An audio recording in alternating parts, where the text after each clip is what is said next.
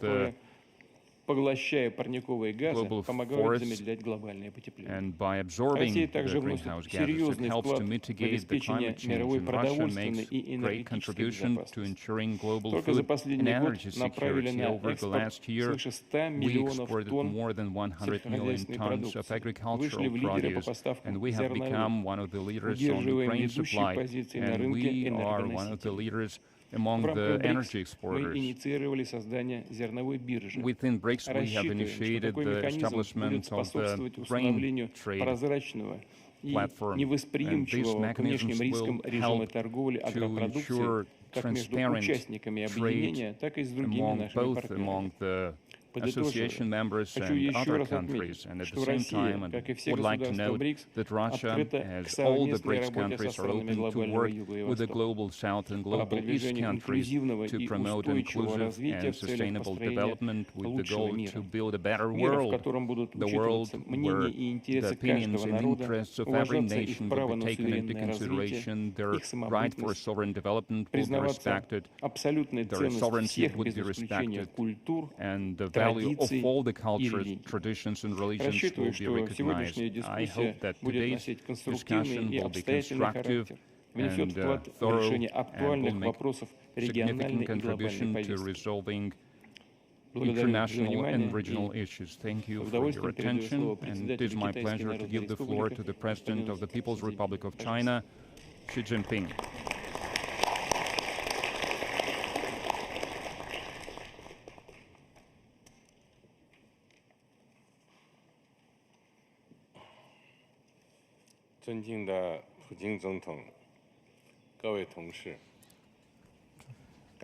President Putin, colleagues, I thank President Putin and the government of Russia for the organization of today's dialogue among leaders in the BRICS Plus format. I'm happy to welcome all of my colleagues here,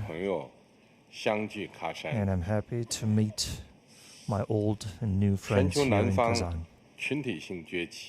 The collective rise of the global South countries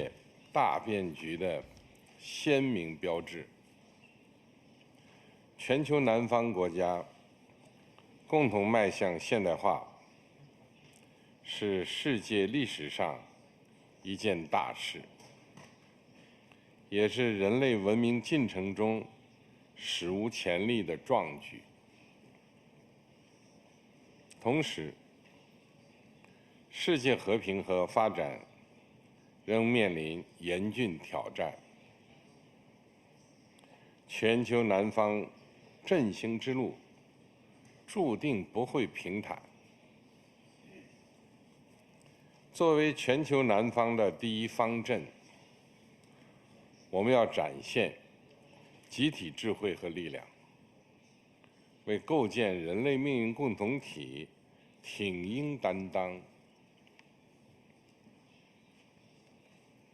坚守和平，实现共同安全。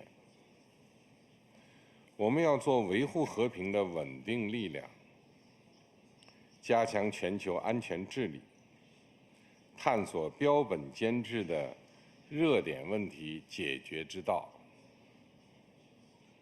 我提出全球安全倡议，得到各方的积极响应，已经在维护地区稳定等多个领域取得重要收获。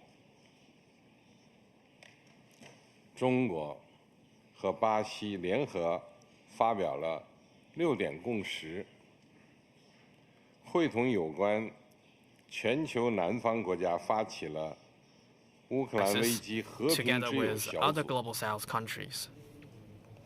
我们要推动局势尽快缓和，为实现政治解决铺平道路。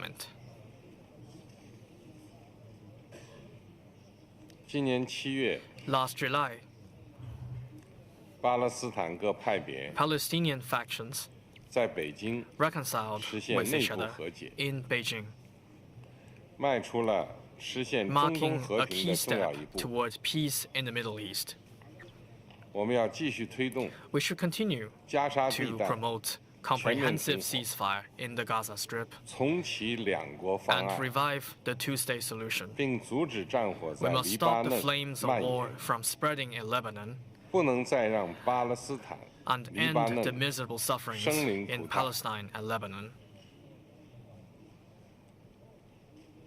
重振发展， We should reinvigorate 实现 development 普遍 and 繁荣。 strive for common prosperity. 全球南方 The 为 global 发 south 展 emerges 而 for 起， development 因发 and 展而 prospers 兴。 through development. 我们要做共同 We should 发 make 展的 ourselves 中 the 坚 main 力量， driving force for common development. 积极参与和引 We 领 should play an active 全球 and 经 leading 济 role 治理体 in 系 the 改 global 革， economic governance reform 推动把发 and 展 make 置于 development the 国 core 际经 of 贸议程 international 中心 economic 地 and 位。 trade agenda. 全球发展倡议提 Since 出 its 3年来， introduction 3 years ago, 已经动 the 员 Global 近 Development 200 Initiative 亿元， has helped make 美元 available nearly 发展 20 资金， billion US dollars of 开展 development 了 funds 1100多 and 个项目 launched。more than 1,100 projects. 全球工业与制造业人 And 工智能 recently, 联盟 the Global Alliance 卓越 on 中心 Artificial Intelligence for 近 Industry 期 and Manufacturing 落 Center of 户上海。 Excellence has been established in Shanghai. 中方还将建立全球 China will 智 also 慧海 build 关 a world 在 smart 线合作 customs 平台 community portal 和金砖国 and the 家 BRICS 海 Customs 关 Center 示 of 范中 Excellence. 心，欢迎各国 We 积极 welcome 参与， active participation by all countries. 共兴文明，实 We 现 should 多 promote 元和 together 谐。 development of all civilizations.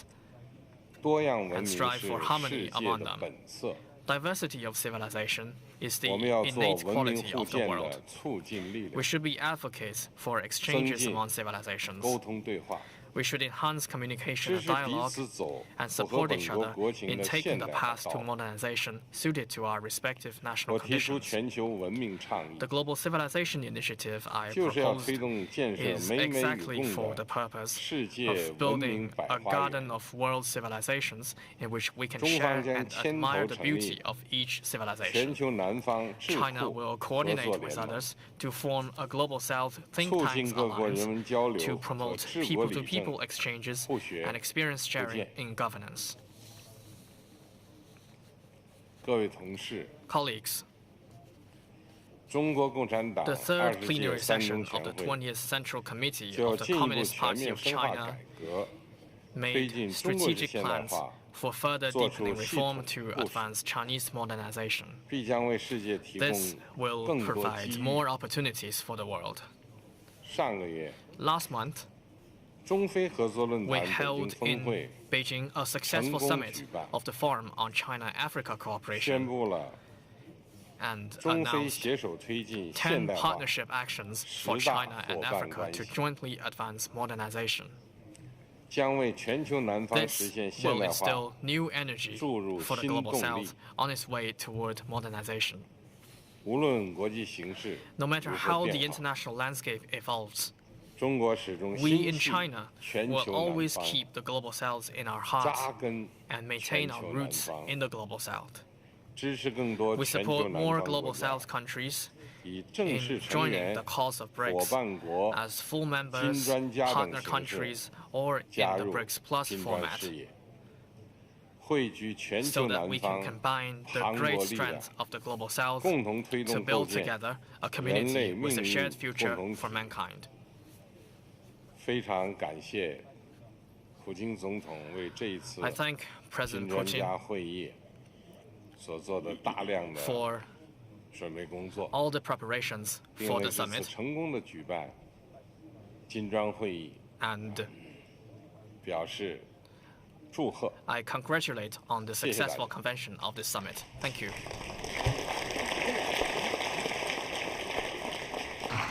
Thank you very much, Mr. President. China has been doing a lot to promote the BRICS development and, by and large, to improve the global situation, investing a lot of resources in administrative and financial terms. So many thanks to you. And now I'd like to yield to our Egyptian friends.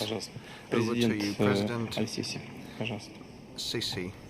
شكرا فخامة الرئيس. بسم الله الرحمن الرحيم. فخامة الرئيس فلاديمير بوتين رئيس روسيا الاتحادية، أصحاب الجلالة والفخامة، رؤساء الدول والحكومات، الحضور الكريم. And governments, honorable participants, at the outset I express anew my appreciation to His Excellency Vladimir Putin for his invitation to today's meeting under BRICS Plus. I also welcome the presidents of states and governments participating in the meeting that asserts the growing significance of BRICS groupings, for it is established on mutual cooperation and respect among states, and also reflects the grouping's eagerness on effective consultation and coordination intensification with the friendly and influential states from outside the BRICS in order to achieve our common interests.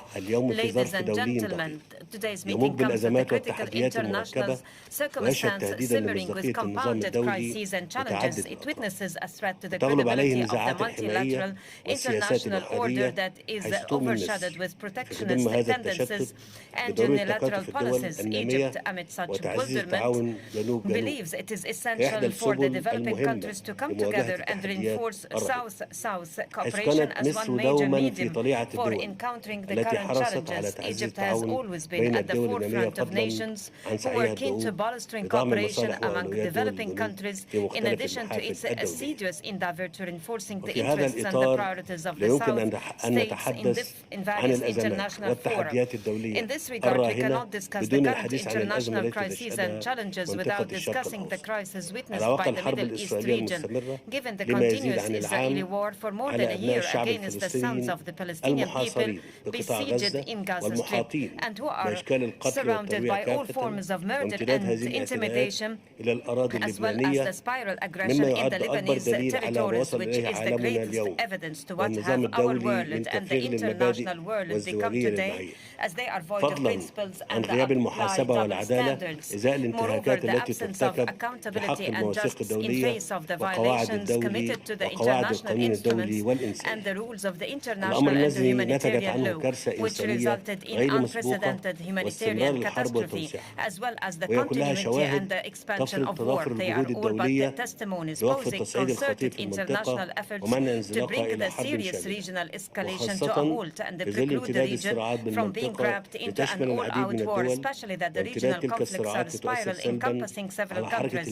Such conflicts are extended to adversely affect the maritime traffic in Eden Gulf and the Red Sea, as well as the international trade and the stability of the global supply chain. Majesties and Excellencies, Egypt values the BRICS Plus as a platform fostering cooperation, consultation among the BRICS groupings and the South countries. In this framework, I would like to note the following points. First, it is necessary to maximize benefit from multilateral development banks to be more capable to furthering the developing countries' access to concessional financing, including access to climate financing. We emphasize the key role of the new development bank and the Asian Bank for infrastructure investment for providing the required concessional financing to the developing countries to undertake developmental projects in multiple sectors. Second, it is essential to take advantage of BRICS Plus meetings to boost South-South cooperation and step up shared experiences in various fronts, further to the implementation of joint projects attaining mutual benefit. In this context, I would like to underline Egypt's readiness to pursuing its efforts for undertaking numerous projects of technical cooperation and capacity building with interested states. Third, it is important to continue cooperation and consultation among the developing countries to safeguard maintaining the effectiveness of the multilateral international system and to collectively contend with the attempts of prescribing unilateral and individual policies impairing the interests of our countries. Ladies and gentlemen, in conclusion of my statement, I conform to Egypt's full commitment to fostering joint action and common cooperation among the BRICS groupings and the South states for attaining our common goals and our population's aspirations to a better tomorrow. Thank you, peace be upon you, and may Allah's mercy and blessings shower. Спасибо большое. Thank you very much. Египет Your активно Excellency, работает в Egypt рамках has БРИКС и been стал actively ценным working as a full-fledged BRICS member, and we count on your country's considerable contribution to the work of the organization. Now I give the floor представителю, госсекретарю Федеративной Демократической Республики Federal Democratic Republic of Ethiopia. Over to you.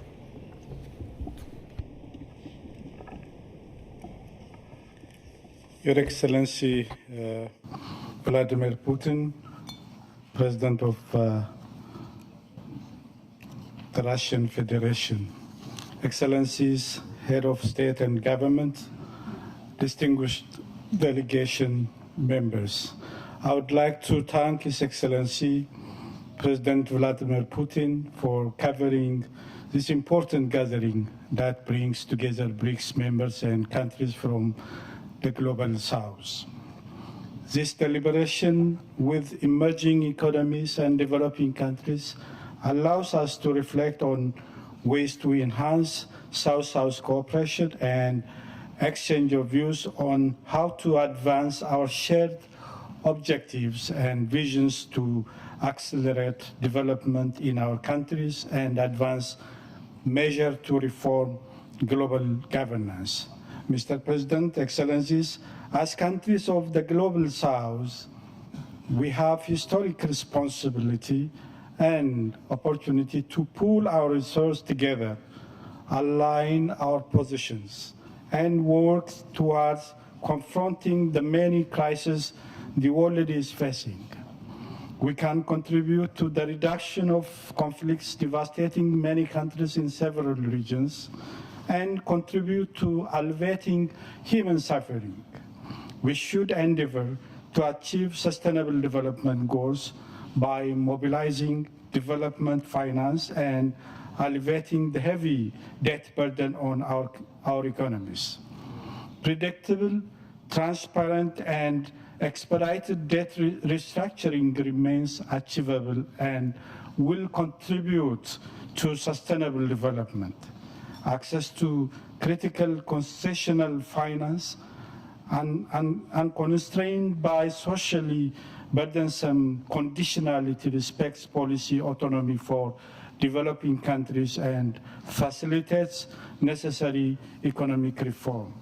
Mr. President, as we all know, the influence of emerging market and developing countries in global affairs is growing.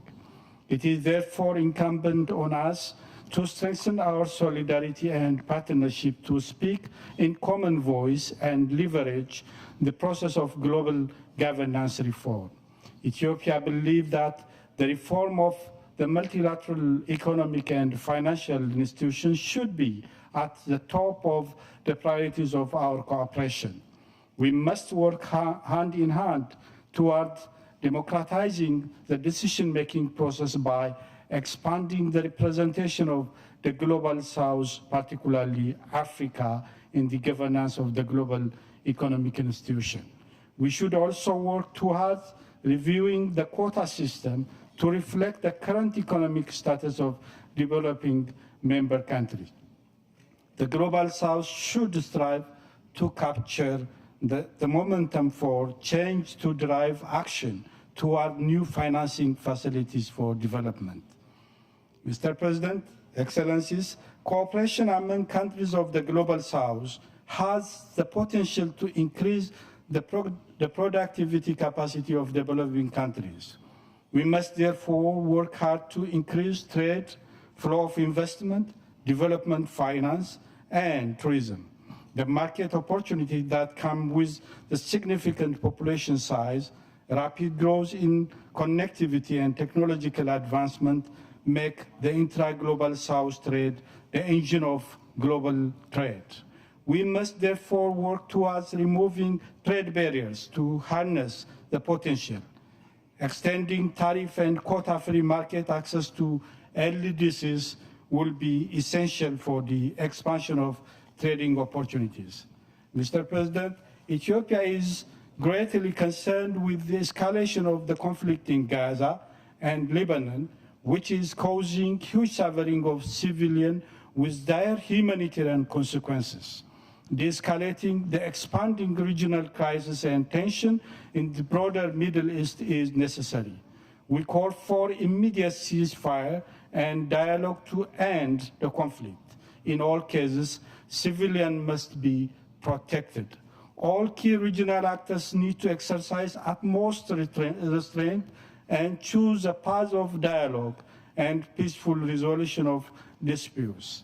The two-state solution for Palestinians and the State of Israel coexisting peacefully in line with the relevant UN Security Council resolution provides the basis for durable peace in this region. Mr. President, in conclusion, Ethiopia believes that South-South cooperation has the potential to make meaningful contribution to addressing global challenge of maintenance of peace and security, alleviation of poverty, promoting development, and mitigating the effects of climate change.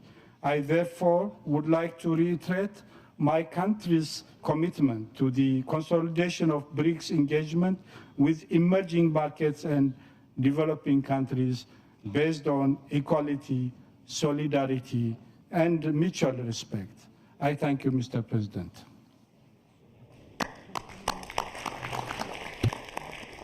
Thank you so much. Ethiopia has been actively engaging in BRICS, and I'm sure, considering the rates of development of your country, considering its growth and role both in Africa and worldwide, it will be continuing contributing to our grouping. Thank you. Now, the floor is given to the President of the Islamic Republic of Iran.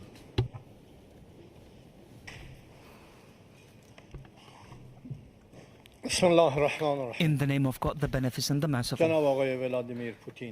Your Excellency, Mr. Vladimir Putin, distinguished leaders of the world, ladies and gentlemen, I hope that through this collaborative and interactive forum, and based on the inspiring theme of this summit, BRICS and the Global South, co-constructing a better world, we can take a significant step towards establishing a better system and fairer relations based on collective satisfaction.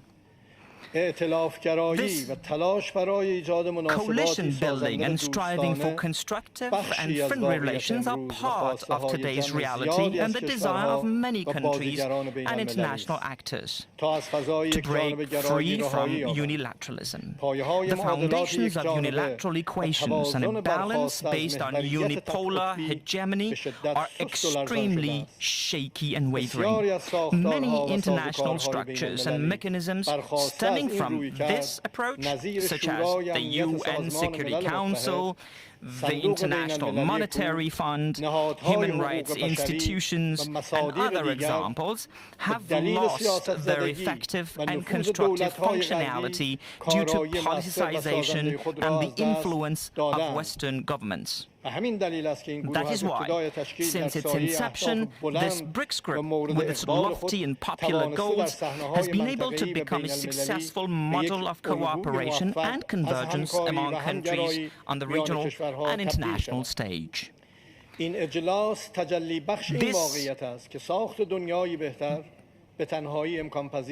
summit embodies the fact that building a better world is not possible alone. In today's interconnected world, joint will and action are necessary for fundamental change that requires reforming the current system and creating a more balanced order based on justice and satisfaction. In other words, a better world would be a place where there is no trace of imposed sanctions, acts of aggression, war, conquest, or genocide, where multilateralism prevails over unilateralism, the majority over the minority, equality over discrimination, transparency over deception, democracy over authoritarianism, and dialogue over war. Over the past year, our world has faced numerous events, and many components of peace and security, particularly in the West Asian region, have been either weakened or threatened. The Zionist regime, disregarding international norms, has trampled on many of the red lines of governments around the world, and unchivalry enough has created, as ruthlessly as we can imagine, a new wave of violence and terror. The flames of war still rage hot in the Gaza Strip and Lebanese cities, and international institutions and bodies, primarily the UN Security Council, as the driving force for international peace and security, lack the necessary capacity to extinguish the fire of this crisis. Moreover, the unwavering support of Western governments, led by the United States for the Zionist regime, has made achieving peace and halting the war out of reach. The Islamic Republic of Iran believes that regional and international crises cannot be resolved without joint efforts. Therefore, within the framework of our principled policies, we have always endeavored to create smart and efficient networks of trade relations and to make every effort to strengthen international cooperation and deepen the elements of friendship among countries. This is despite the fact that, contrary to all international norms and human rights, the imposition of unilateral sanctions has challenged international norms and human rights, and many development processes have faced numerous challenges due to coercive measures and political malice, hindering the steady movement towards a secure and developed world. Therefore, BRICS and BRICS Plus must design and implement a transparent, fair, inclusive, non-discriminatory and rules-based mechanism for multilateral trade, with a special focus on the Global South and developing and least developed countries. Illegal sanctions have devastating effects on international relations and prevent countries from accessing their financial resources, hindering their effective role in international cooperation processes, such as combating the adverse effects of climate change, global warming, environmental degradation, and providing humanitarian aid. Many countries that are members or associated with the BRICS have dynamic and developing economies. This capacity carries valuable opportunities that, with attention and efforts to create deep economic and commercial bonds, can bring abundant, ample, inclusive benefits. The use of national currencies for trade, new banking platforms, digital currencies, strengthening the new development bank, and contingent reserve arrangements, and similar measures can create a better world for all. New technologies, especially artificial intelligence, will have strategic and remarkable impacts on our lives. In the near future, unilateral countries, like in the past, will impose many restrictions on developing countries' access to new technologies. To counter these limitations, we must cooperate with one another and have no choice but to invest jointly, exchange experiences, and accelerate joint cooperation. Distinguished guests, the geographical expanse of BRICS presents a unique opportunity to facilitate transcontinental connections and pursue shared interests, a process that will have a significant impact on reducing the existing developmental rift and increasing people's welfare.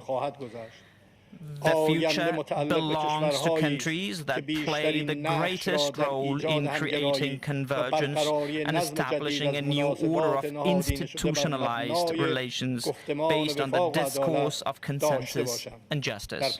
In conclusion, I would like to once again thank Mr. Vladimir Putin for the excellent hosting and holding of this important summit meeting in the beautiful city of Kazan.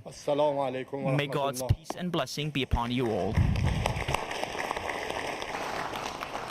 Большое спасибо, Thank you so уважаемый much, господин президент. Mr. President. Мы очень рассчитываем на We count very much on работу Ирана в нашем объединении. Interaction И, with Iran конечно, within the я grouping. сказал в своем вступительном And слове, as I have said мы in my все opening remarks, очень обеспокоены we are all развитием very much ситуации concerned by и the в Газе, developments и both в регионе in в the целом. Gaza И, and конечно, region-wise рассчитываем на то, что будут we использованы hope that все every возможные measure варианты для is снижения taken to напряженности reduce и tensions для недопущения and to разрастания prevent конфликта в the регионе. spillover of the conflict in the region. I had a conversation with many counterparts, and it is everyone's base assumption, and we wish you successful resolution of difficult bottlenecks and processes in the region. Now the floor is given to President Южноафриканской of Республики, the Republic of господину South Africa, Рамапосе, пожалуйста. Mr. Ramaphosa.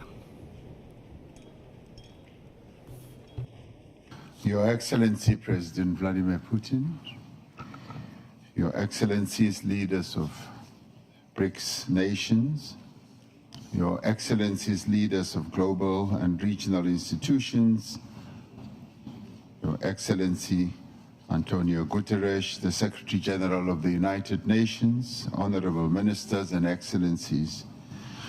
Allow me to begin by congratulating President Putin on chairing a very successful BRICS Summit, as well as leading us all to adopt an excellent declaration from this summit.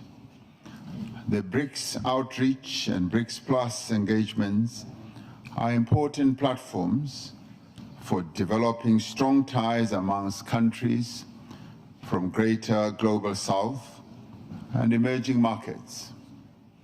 We should use these platforms to foster meaningful engagement.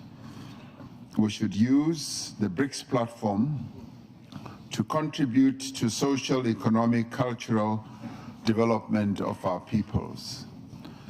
We welcome the Russian initiatives that are aimed at strengthening a number of BRICS countries through the various measures that they have put on the table, such as transport networks and connectivity. This in many ways will help to find ways to integrate and deepen our interconnectedness in new and imaginative ways. The African Continental Free Trade Area will make a huge contribution itself to unlock opportunities for trade and investment for local and global businesses. It will create a number of opportunities that will lead to an integrated and connected continent. The Single African Air Transport Market is another flagship project of the African Union Agenda 2063.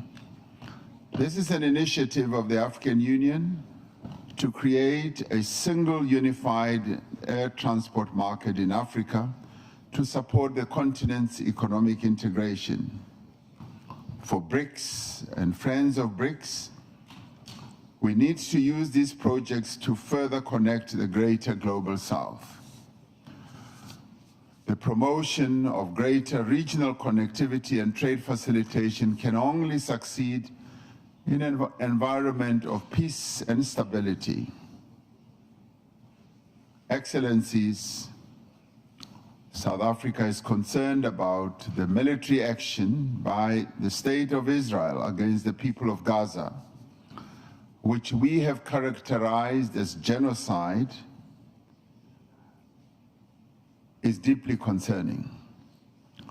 This genocide led South Africa to approach the International Court of Justice with a view to stopping the killing of innocent women and children in Gaza.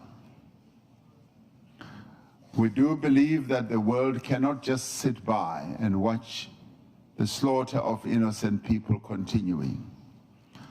South Africa has been unwavering in its support towards all efforts aimed at the establishment of a viable Palestinian state, existing side by side in peace with Israel, within internationally recognized borders based on the 1967 borders, with East Jerusalem as its capital.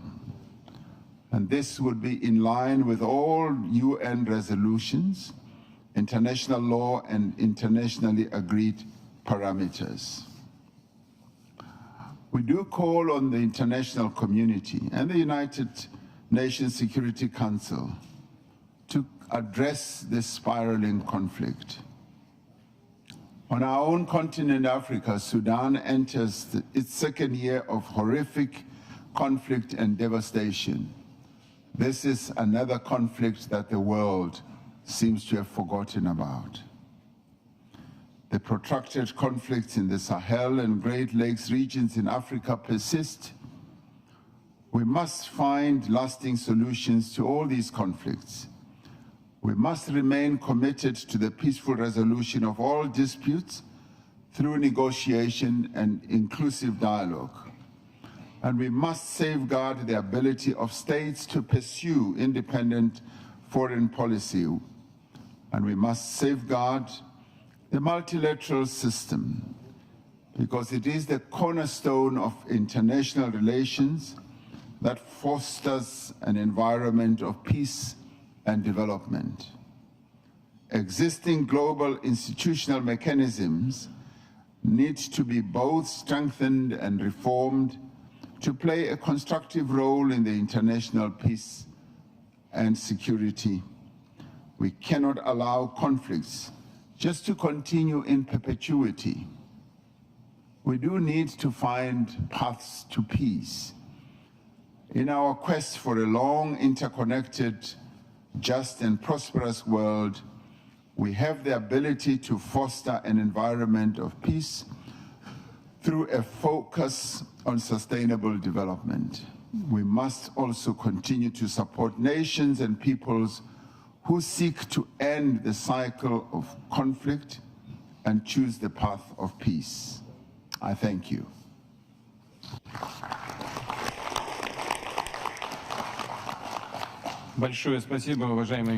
Thank you, Excellency. Thank you, Mr. President of South Africa. South Africa is making a lot for the development of our grouping in order to make sure that the situation in Africa is also developed in a positive way. And now it is my pleasure to pass on the floor to the representative of Brazil.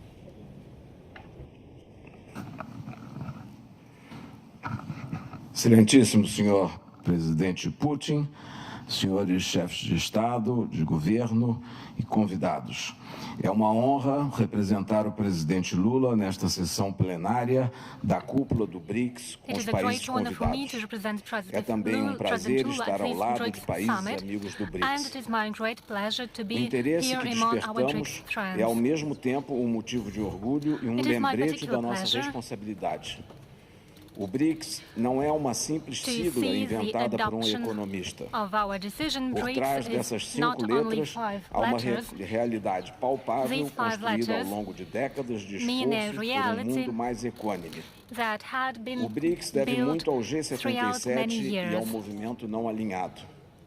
Somos herdeiros dos que lutaram por uma nova ordem econômica internacional e dos que conceberam os objetivos do desenvolvimento sustentável. Somos os vetores dinâmicos do crescimento econômico que o mundo vem experimentando neste século. O Sul global também é uma força positiva para a paz.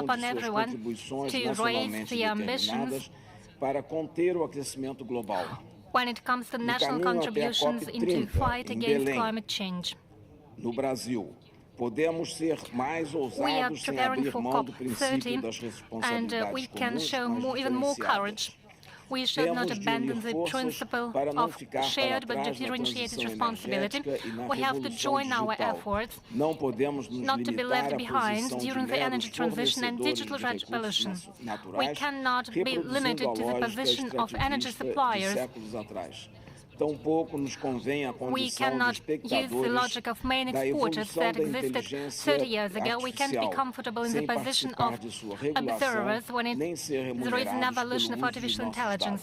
We need to participate in its regulation and get a fair compensation for the use of our data. The presidency of G20 has adopted a call for action in the reform of global governance that was supported by many countries present in this hall. Brazil considers a possibility of proposing in the General Assembly a convention, a meeting following in accordance with the Article 109, and we want to consider the topic of strengthening global cooperation with the South for just and more sustainable development. Thank you. Спасибо большое за ваш вклад в нашу работу. Thank you so much. Слово министру Thank you for your иностранных дел contribution. Индии, And now I пожалуйста. give the floor to Minister of External Affairs of India. You have the floor, sir. Thank you. Your Excellency, President Vladimir Putin, Highnesses, Excellencies, friends. It is my honor to represent Prime Minister Narendra Modi at the BRICS outreach segment. I convey his greetings to all of you. Let me join colleagues in thanking President Vladimir Putin for the excellent arrangements and the warm hospitality. Excellencies, we face the paradox that even as forces of change have advanced, some long-standing issues have only become more complex. On the one hand, there is the steady diversification of production and consumption. Nations that attained independence from colonialism have accelerated their development and socio-economic progress. New capabilities emerged, facilitating the harnessing of more talent. This economic, political, and cultural rebalancing has now reached a point where we can contemplate real multipolarity. The BRICS itself is a statement of how profoundly the old order is changing. At the same time, many inequities of the past also continue. In fact, they have assumed new forms and manifestations. We see that in the access to developmental resources and modern technology and efficiencies. Let us also recognize that the benefits of globalization have been very uneven. Adding to all that, the COVID pandemic and multiple conflicts have aggravated the burdens borne by the global South. Concerns of health, food, and fuel security are particularly acute. The Summit of the Future underlined that the world is in real danger of falling significantly behind in realizing SDG targets. How do we reconcile this contradiction and ensure that the benefits of change reach those who are currently left behind? How do we create a more equitable global order? First, by strengthening and expanding platforms of an independent nature, and by widening the choices in different domains and minimizing undue reliance on those that can be leveraged. This is really where BRICS can make a difference for the Global South. Second, by reforming established institutions and mechanisms, especially the UN Security Council in the permanent and the non-permanent categories. So too, the multilateral development banks, whose working procedures are just as outdated as that of the UN. India initiated an effort during its G20 presidency, and we are glad to see that Brazil is taking it forward. Third, by democratizing the global economy through creating more production hubs. The COVID experience is a sharp reminder of the need for more resilient, redundant, and shorter supply chains. For essential needs, every region legitimately aspires to create their own production capabilities. Fourth, by correcting distortions in global infrastructure that are a legacy from the colonial era, the world urgently needs more connectivity options that enhance logistics and mitigate risks. This must be a collective endeavor for common good with utmost respect for territorial integrity and sovereignty. And fifth, by sharing experiences and new initiatives.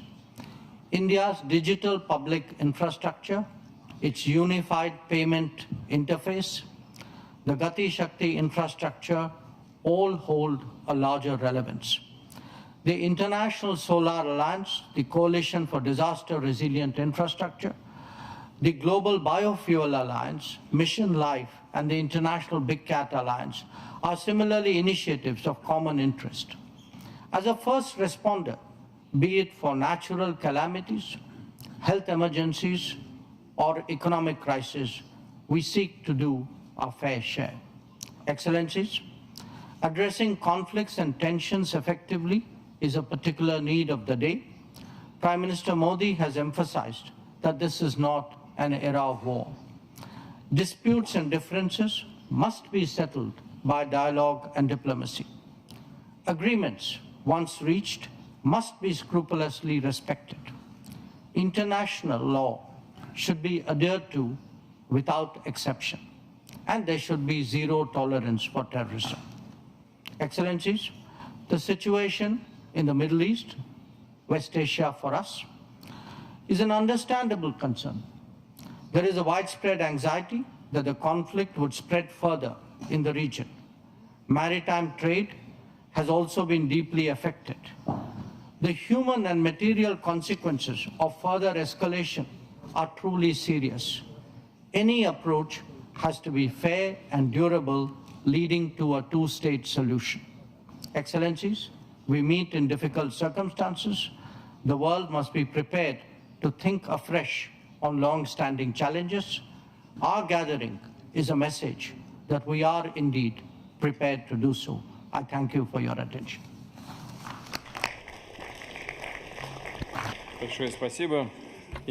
Thank you so much. India demonstrates unique growth rate of 7.5% of GDP, and the population is growing by 10 million people annually. It's quite impressive, and it makes a solid contribution to the development and growth of our group, and I would like to congratulate you on your successes. Thank you very much. And now I would like to give the floor to Deputy Prime Minister of United Arab Emirates.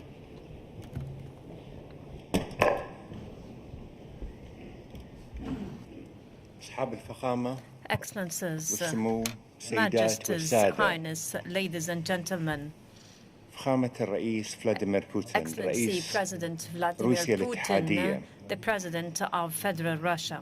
I would like at the outset to convey the greetings of His Highness Sheikh Mohammed bin Zayed Al Nahyan, the President of the Emirates States, and I would like to extend our sincere thanks to you, Excellency President, and to the Russian chairmanship of BRICS this year.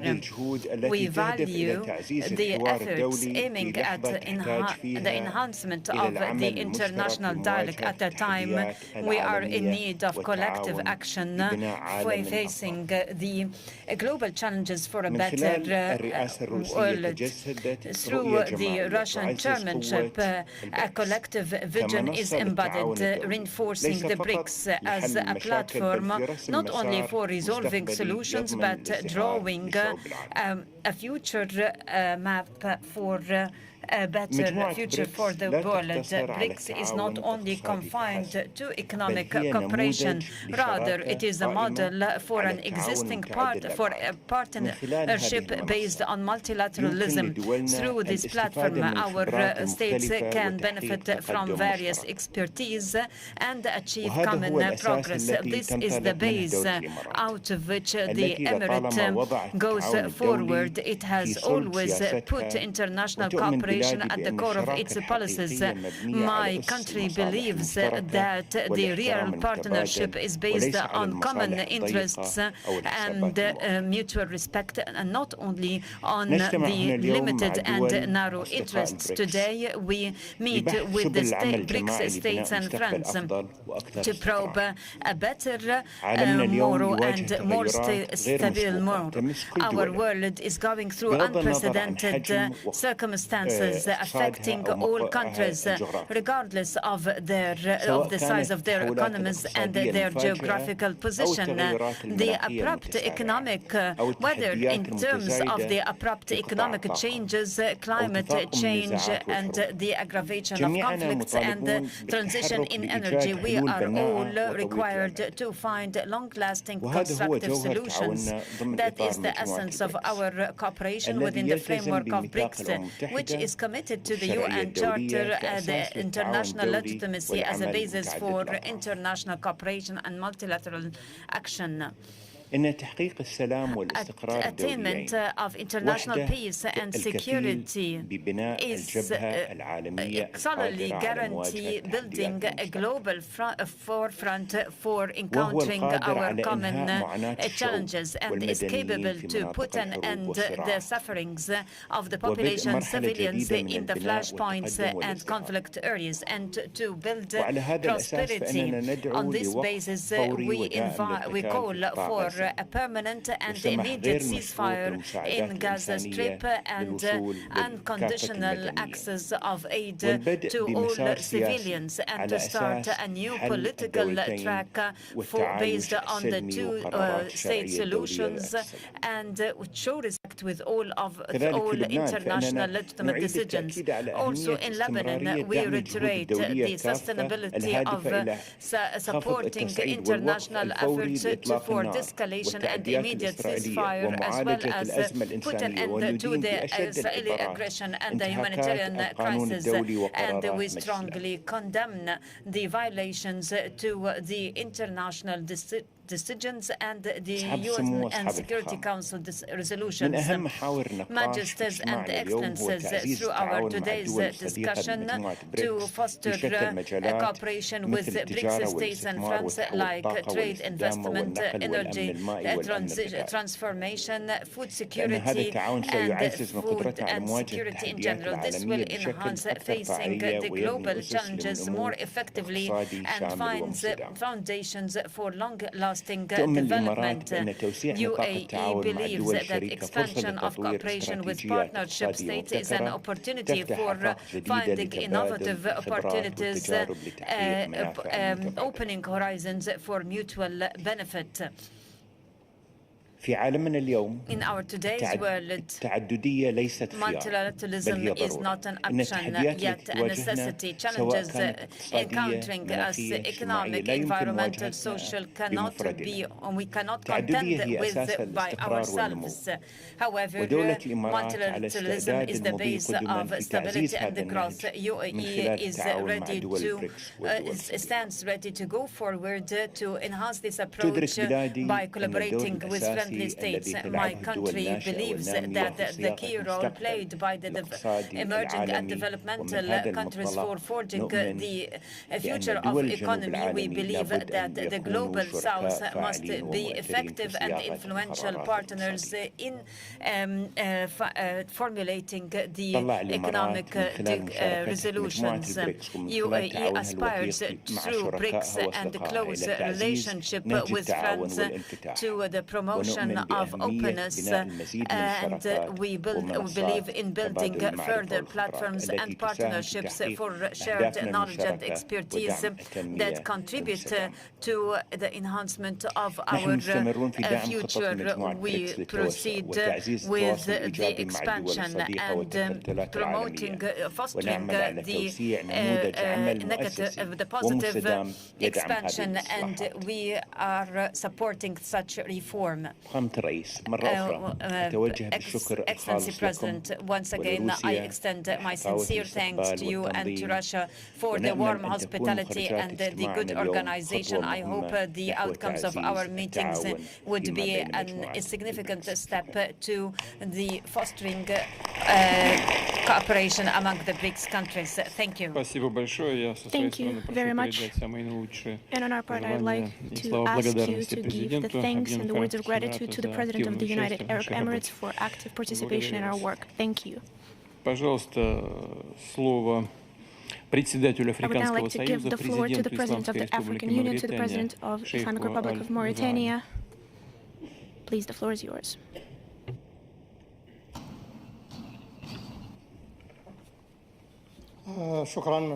Thank you, Excellency President. Excellency President Vladimir Putin, President of Federal Russia, the Chairman of BRICS session, Majesties and Excellencies, Presidents of states and governments, heads of delegations, ladies and gentlemen, at the outset I'm pleased to extend a sincere thanks to His Excellency President Vladimir Putin, President of Federal Russia, for his kind invitation to participating in the BRICS 16th Summit, held under the motto Multilateral Cooperation for the sake of security and fair development.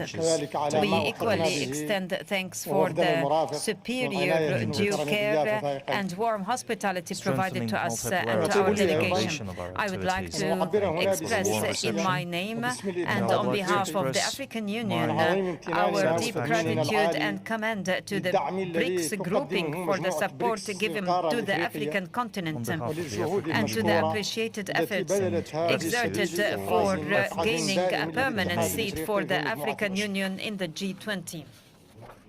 Excellencies, Highness and Majesties, ladies and gentlemen, the BRICS today forms one of the most significant platforms for upgrading multilateral cooperation, especially among Global South. The gradual expansion of this grouping and the disparity of developmental levels between its states and the states seeking its membership express the conviction of the groupings in development and progress, as they are not merits limited to countries than others, rather right to all countries, regardless developmental disparities and contexts. Therefore, we should listen to them, respect their priorities and their basic developmental needs. Development can never be neither effective nor sustainable unless it is comprehensive and is firmly established on international solidarity and cooperation. This general principle is the foundation for our convergence in the African Union for attaining SDGs. This is our position in the African Union. We think that stumbled and low SDGs and the existing impotence in lifting the enormous challenges in terms of security, economy, and the environment encountering the world is partially due to the weakened multilateral cooperation and the imbalances of the global international financial political governance and the dramatic shortfall of solidarity of international regional solidarity and concerted efforts. Therefore, the world today, notably our African continent, is in a dire need of a new dynamic of multilateral cooperation and international solidarity and synergy. It is critically necessary to reformulate the rules of the international financial and political governance. It is difficult to our African states to tap its huge development opportunities and liberalize its tremendous potentials in favor of development and growth, while indebtedness issue is still persistent, strongly impeding the development efforts. The development aid system proved its inability to achieving its aspired goals, in addition to the weak representation of the continent in multilateral financial institutions, which doesn't allow it to show respect to the international agenda of its urgent needs, notably related to infrastructure, reinforcing growth, technology transformation, enhancement of educational systems and new technologies. In the aggregate, a new chart for development must be put in place to be more flexible and sustainable and safeguard the countries, the least developing countries, easy access and fair access for financing customized to their priorities. Despite such revision, the reformulation of the rules of the international political governance is important for tackling the international peace and security. The international political governance in the current reformulation makes it more unfair and apply double standards dealing with the issues on the account of the vulnerable and least developed countries. Double standards while overlooking the humanitarian values explains today to the international community the necessity for halting what we are witnessing in terms of massacres and grotesque massacres in Palestine and Lebanon, as well as the weakened international solidarity and multilateral cooperation explains parts of our impotence in the African Union to terminating terrorism, threatening our peace and security and our developmental efforts. So we have to call for a motto that requires a strict observance of the international law and humanitarian international law, translating our collective humanitarian values. So it is incumbent upon us all to deepen awareness of the unified humanitarian fate and no effective convergence for the issues of security and peace can be attained without symbiosis, collective symbiosis of convergence.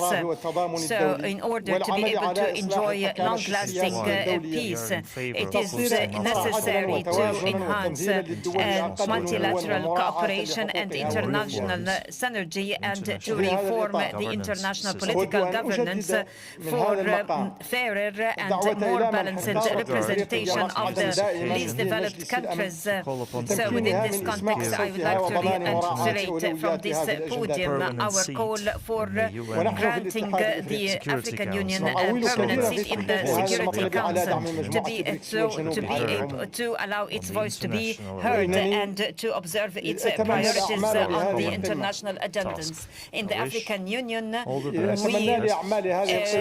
greatly rely on meeting this request, and we rely on the BRICS support and the Global South support. I hope for the proceedings of this summit all the best, and I'm fully confident that its results would contribute to enhancement of cooperation. Thank you. Who Russia shares deep historic ties with. We wish you great success and thank you for the participation in our work. Thank you. I now give the floor to the President of Belarus, Alexander Lukashenko. Distinguished ladies and gentlemen, dear President Putin, I congratulate you on the successful presidency. It's very timely and highly effective. Over historically short period of time, the organization became a point of attraction. It's with this organization that more and more countries choose to connect their point of view with a just world order. A world order where there are ensured rights of sovereign states without taking into account their size or military power, where they recognize the rights of each, independently choose their ideology of development, and to lead their independent external policy. BRICS is an organization of the future, and its potential could bring an end to the history of domination of the West, which proved its unworthiness of bearing the responsibility for the civilized development of international relations. Among the powers of BRICS, they have it in their powers to pass on the power to the progressive global majority. We fully share the BRICS philosophy. Belarus is ready to share their ideas and projects aimed at solving common human problems, and we're ready to become a full-fledged member of the organization. Belarus is traditionally a trustworthy partner. Our geographical location at the center of Europe, our experience and achievements allow us to say surely that Belarus will become an important piece of puzzle, building together the future of our organization. Participation of Belarus expands the borders of possibilities of the organization, making it more universal and comprehensive. Allow me to map out only a few areas where we could play an important role. First of all, security. Mutual respect, indivisible security, guarantees of countries' development without confrontations and clashes are the principles that should be at the basis of our new world order from our point of view. Secondly, sustainable development for most countries of the global majority, as well as for us. It is especially relevant, the task of mapping out sustainable, economically sufficient states at the lack of great natural resources, geographical or climatic advantages. Belarus is successful at that. We are prepared to share our historic experience, how to become stronger ourselves and make others stronger, how to stand against sanction pressure or colorful revolutions, how to preserve and multiply human potential, how to ensure high potential standards and a decent standards of life, how to use innovations and quickly use our technologies. Thirdly, this has already been mentioned before, fight against hunger, poverty, and the consequences of climate change. Belarus is one of the leading world exporters of mineral resources, of food, goods, of agricultural machinery, and new technologies. We bring our contribution to ensuring food security all over the world. We're ready to cooperate with our colleagues in the science field, in issues of adapting agriculture produce towards climate change, as well as involving lands in the agricultural turnover. Fourth, humanitarian area. Belarusian education is highly estimated all over the world. Degrees in highly qualified positions are sought out by representatives of over 110 countries. An important part of the development of our sovereign state is a strong science school. Among our priorities are the energy technologies, nanomaterials, new energy sources, industry, biotechnologies, medicine, and the IT. Belarus has worked out a range of competitions in the aerospace area, and we're ready to contribute in releasing initiatives on creating satellite systems for BRICS, as well as the upcoming consortium of the space exploration. We're ready to share our experience, our best practices. Dear friends, Belarus has a high level of cooperation and trustworthy relations with the absolute majority of the countries whose representatives are present here today. With most of them, we have a long-standing history of successful cooperation. And now we can add on our expertise on bilateral area with new integrations in this format. Minsk confirms full preparedness for full-fledged membership in this organization. I thank you for your attention. Mr. Lukashenko, thank you very much for your address. Belarus showcases great steps in development and economy and social sphere, and of course shares its responsibility in the work of our organization. Thank you very much. I now give the floor to the President of Lao PDR, as well as the President in the ASEAN. Please, the floor is yours. Your Excellency Vladimir Putin, President of the Russian Federation, esteemed heads of state and government of BRICS countries, ladies and gentlemen, it is a great honor and privilege to have been invited to the BRICS Outreach Summit by His Excellency President Vladimir Putin, Chair of the 16th BRICS Summit, which provides me with the opportunity to join the heads of state and government of BRICS member countries and developing nations of the Global South here in this beautiful city of Kazan. Excellencies, the international community is currently grappling with numerous challenges, making it increasingly difficult to foresee how the global future will unfold. These challenges pose a significant threat to global peace, stability, and security, while severely hampering development efforts of many nations, particularly developing ones. Today, more than ever, BRICS plays an indispensable role in reshaping the global order and fostering cooperation mechanisms that are just, equitable, and mutually beneficial to all nations, particularly the developing ones from the Global South, which in turn contributes to building a better world. And this commitment aligns seamlessly with the theme of today's summit, Building a Better World Together.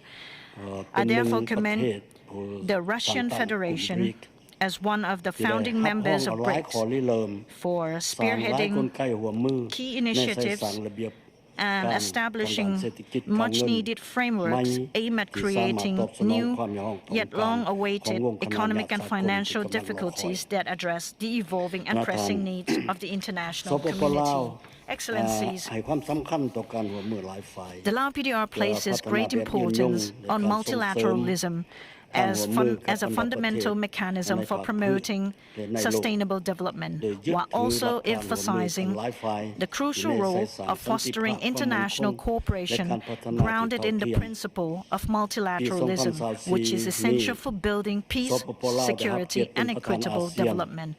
In 2024, this year, the Lao PDR assumed the ASEAN chairmanship under the theme ASEAN Enhancing Connectivity and Resilience.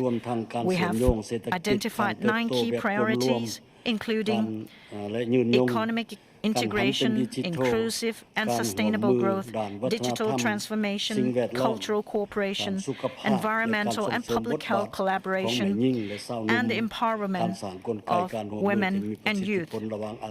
Additionally, we aim to build effective cooperation mechanism that will strengthen collaborations among ASEAN member states and with ASEAN dialogue partners, which also include BRICS member countries.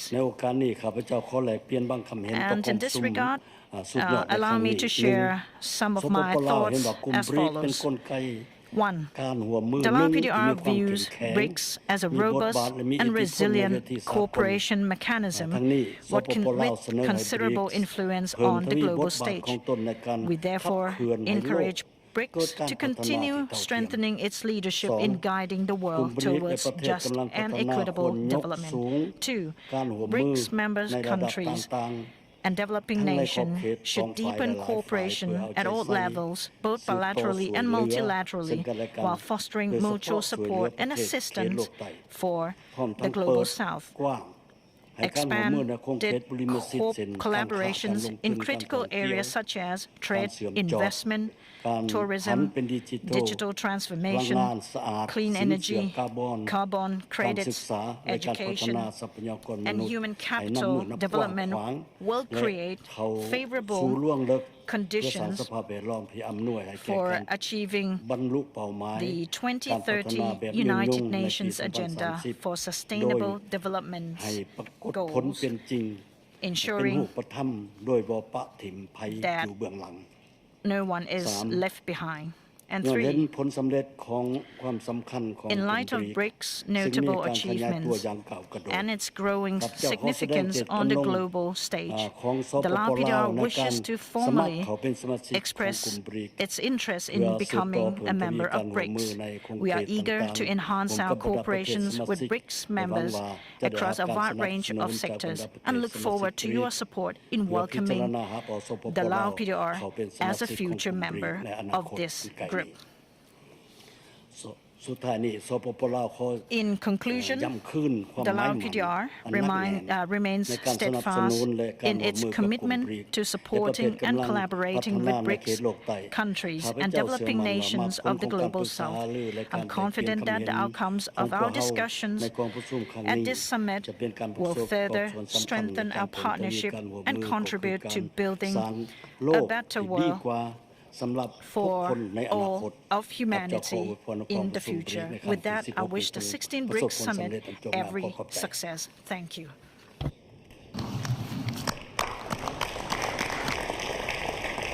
Thank you very much, Mr. President.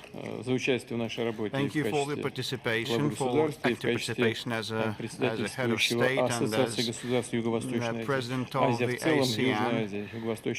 Asia by and large and Southeastern Asia have been undergoing rapid development, and this is going to be a driver of our joint work and our participation and engagement in that region. I'd like to give the floor to President of Turkey, Mr. Recep Tayyip Erdogan.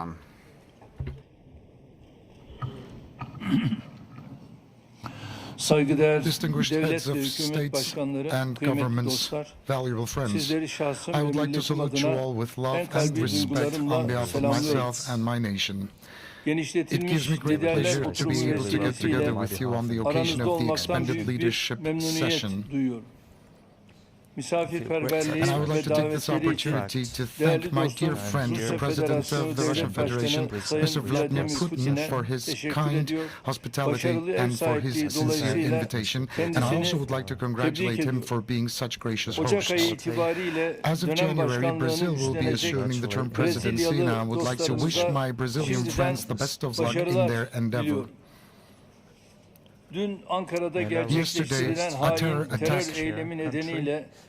had taken place, and I would like to thank all my friends for extending their sincere condolences and the solidarity that they have so generously shown. This heinous act will not impede the resolve of Turkey to fight back terrorism.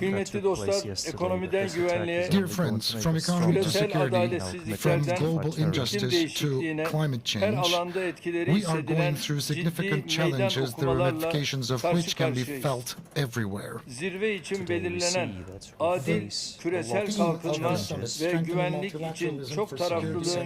global development is very punctual and is very to the point. And I would like to accentuate one point sincerely.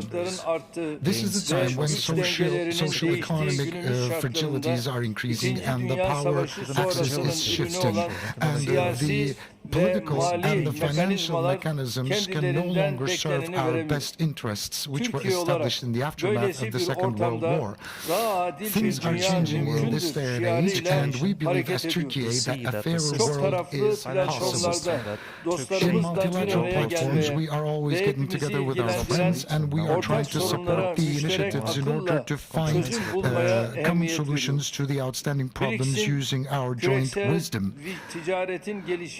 We believe that BRICS contributes tremendously in a unique way to the development of global trade, economic expansion, and sustainable development goals. And I think BRICS is also contributing to the possible establishment of a fairer global order. Turkey is a founding member to many international institutions and organizations, from the Council of Europe to the Organization of Turkic States to Developing Aid to Economic Cooperation Organization and the Black Sea Economic Cooperation Organization as well. We are active members of G20 and MICTA. The African Union and ASEAN are some of the platforms where we have close partnerships, along with the communities of Latin America and Caribbean states. And we are investing tremendously in expanding our cooperation mechanisms every day. As Turkey, we are basing our endeavors on reciprocal respect, and we are partnering with friendly countries on a win-win scenario, and we are very much determined to further pursue our positive relations with the BRICS family members. Distinguished guests, ladies and gentlemen, global fair order and development can only be established through peace and security to be established all around the world. So long as we don't stop the bloodshed in the Middle East, we can never speak about development, nor the future, nor justice, nor development. Israel is actually setting fire on the entire region, and they have violated every boundary from international law to conscience. The Palestinian people are being massacred in Gaza, and that's a genocide. And Israel is attacking Lebanon as we speak, and they are becoming even more destructive and oppressive. This is a humanitarian crisis that we are experiencing in the midst of the 21st century, and ignoring this fact can never relieve us from our responsibilities. It's an indispensable fact that we have to go back to the borders of 1967 in Palestine, with Eastern Jerusalem as the legitimate capital of Palestine, where a Palestinian state's sovereignty and territorial integrity will be respected at the utmost extent possible, or else a just and a permanent peace will never be established. And I would like to kindly invite all the countries to start recognizing Palestine if they haven't done that. The genocide actors, Israel government, has to be stopped through international community's support. And unconditional weapons and arms sales to Israel should be stopped, because it encourages Israel to become much more destructive. And we have started an initiative within the United Nations to stop weapons from being sold to Israel. I would like to salute you all, and I believe that you will be very supportive of our initiatives. And before I conclude my remarks, I would like to salute you all with love and respect. I hope and pray that this meeting will yield the most auspicious results for the entire human race. And I would like to thank everybody involved in the organization. Our common work. Once again, congratulations. Thank you very much, Your Excellency, Mr. President. Under your leadership, Turkey has been pursuing independent foreign policy course, and that merits our respect, and we cooperate very well bilaterally, doing a lot to resolve difficulties in the region, and I'm sure that Turkey's work within this entity will also be relevant. And I'd like to give the floor to President of Uzbekistan, Mr. Mirziyoyev, His Excellency. Shavkat Mirziyoyev, please. Уважаемые главы делегаций, Distinguished heads of delegations. хочу присоединиться к словам признательности в адрес президента Российской Федерации, уважаемого Владимира Владимировича Путина, за традиционный радушный прием прекрасной организации нашего мероприятия в Казани, городе тысячелетней истории, где гармонично сочетается культура Востока и Запада. Вступление моих уважаемых коллег подтверждает важность Reinforce the significance of gathering in the BRICS Plus format for broad dialogue and open discussions on the pressing issues of global development. Regrettably, the world is rapidly moving towards division. Increasing number of wars and conflicts inflicting profound suffering, severe pain, and irreplaceable human losses. Фрагментация мировой экономики и торговли усиливает неравенство, технологический разрыв и протекционизм. Возникают новые барьеры между странами. В этих условиях BRICS, действуя на основе принципов как равноправие, неблоковость, учет интересов друг друга, уважение суверенитета и права на собственные развитие,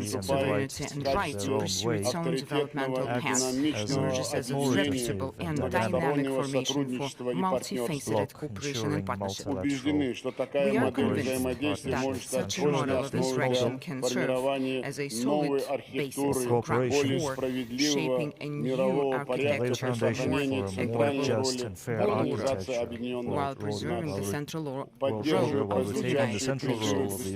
I endorse the calls for achieving a global compromise through constructive dialogue, free from geopolitical rivalry, national egoism, and ideological prejudice. We believe that time has come to reform the world's governing institutions and expand a committed dialogue in the South-South and North-South participants of the summit. During the productive Russian presidency, Uzbekistan actively participated in the BRICS Youth Summit, sports games, legal and parliamentary forum, a high-level security meeting, and other events.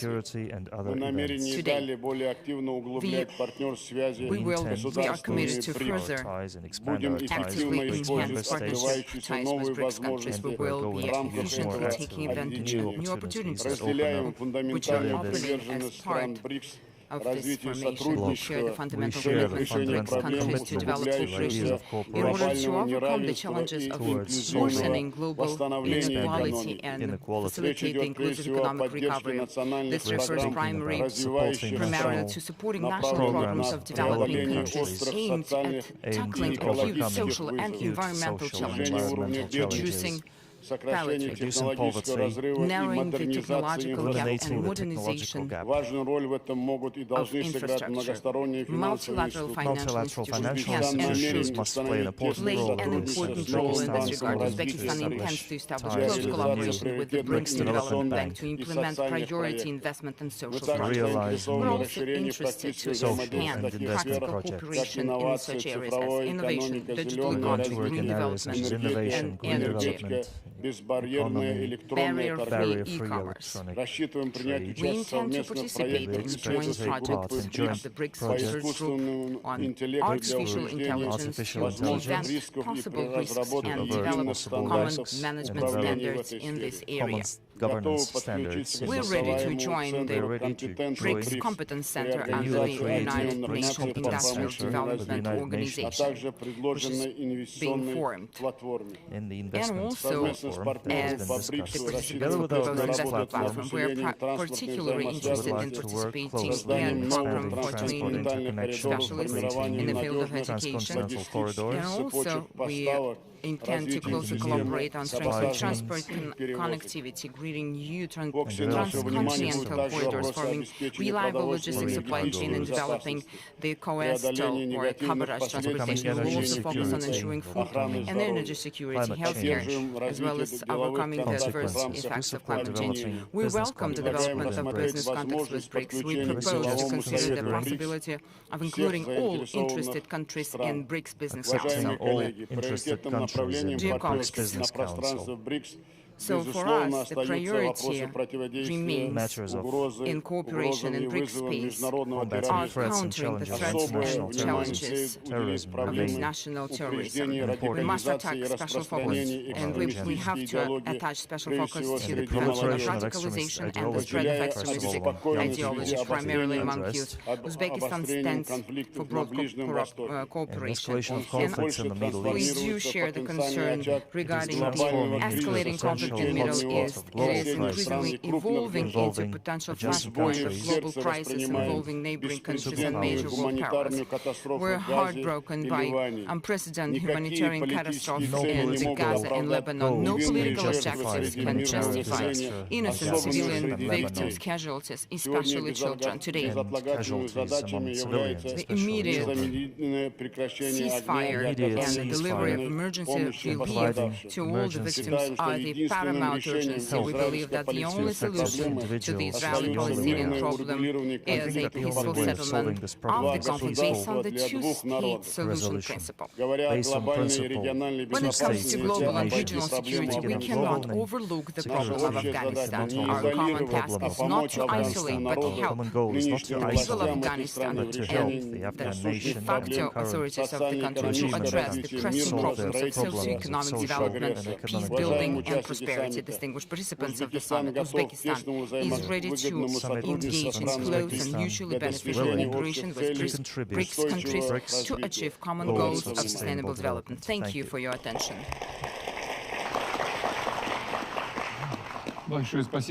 Thank you very much, Your Excellency, Mr. President. Uzbekistan, under your leadership, has shown impressive pace of economic and democratic development. I'd like to also mention that the potential for further development, the room for development is huge. I'd like to thank you for attending the events of the forum in the course of the year, and thank you, and we pay a lot of attention to the situation around Palestine. So I'd like to give the floor to the President of State of Palestine, Mr. Mahmoud Abbas. Thank you. In the name of Almighty God, Excellency President Vladimir Putin, President of Federal Russia, and the Chairman of the BRICS, leaders, presidents of BRICS, states, ladies and gentlemen, peace be upon you, His blessings and bounties. I would like at the outset to extend to Your Excellency and to the presidents of the BRICS with sincere thanks for the kind invitation extended to us to participating in the proceedings of this significant session for the fostering collaboration among BRICS states and the Global South, which will allow us to expand and foster dialogue and collaboration in the fields of development, innovation, energy, culture, and international peace and security, and to give impetus to resolving the current international and regional crises, at the top of which the Palestinian cause for building a better world. In this regard, we congratulate the countries newly joined the BRICS, UAE, Egypt, Ethiopia, and Iran, for joining the BRICS, which forms a strong indicator to the incremental role of the groupings and its great importance at the international level. We hope that you would accept Palestine's request for annexing to the grouping as soon as possible. The great development of BRICS and the growing desire of other countries to joining the BRICS reflects the urgent need for an international world much fairer and just. Given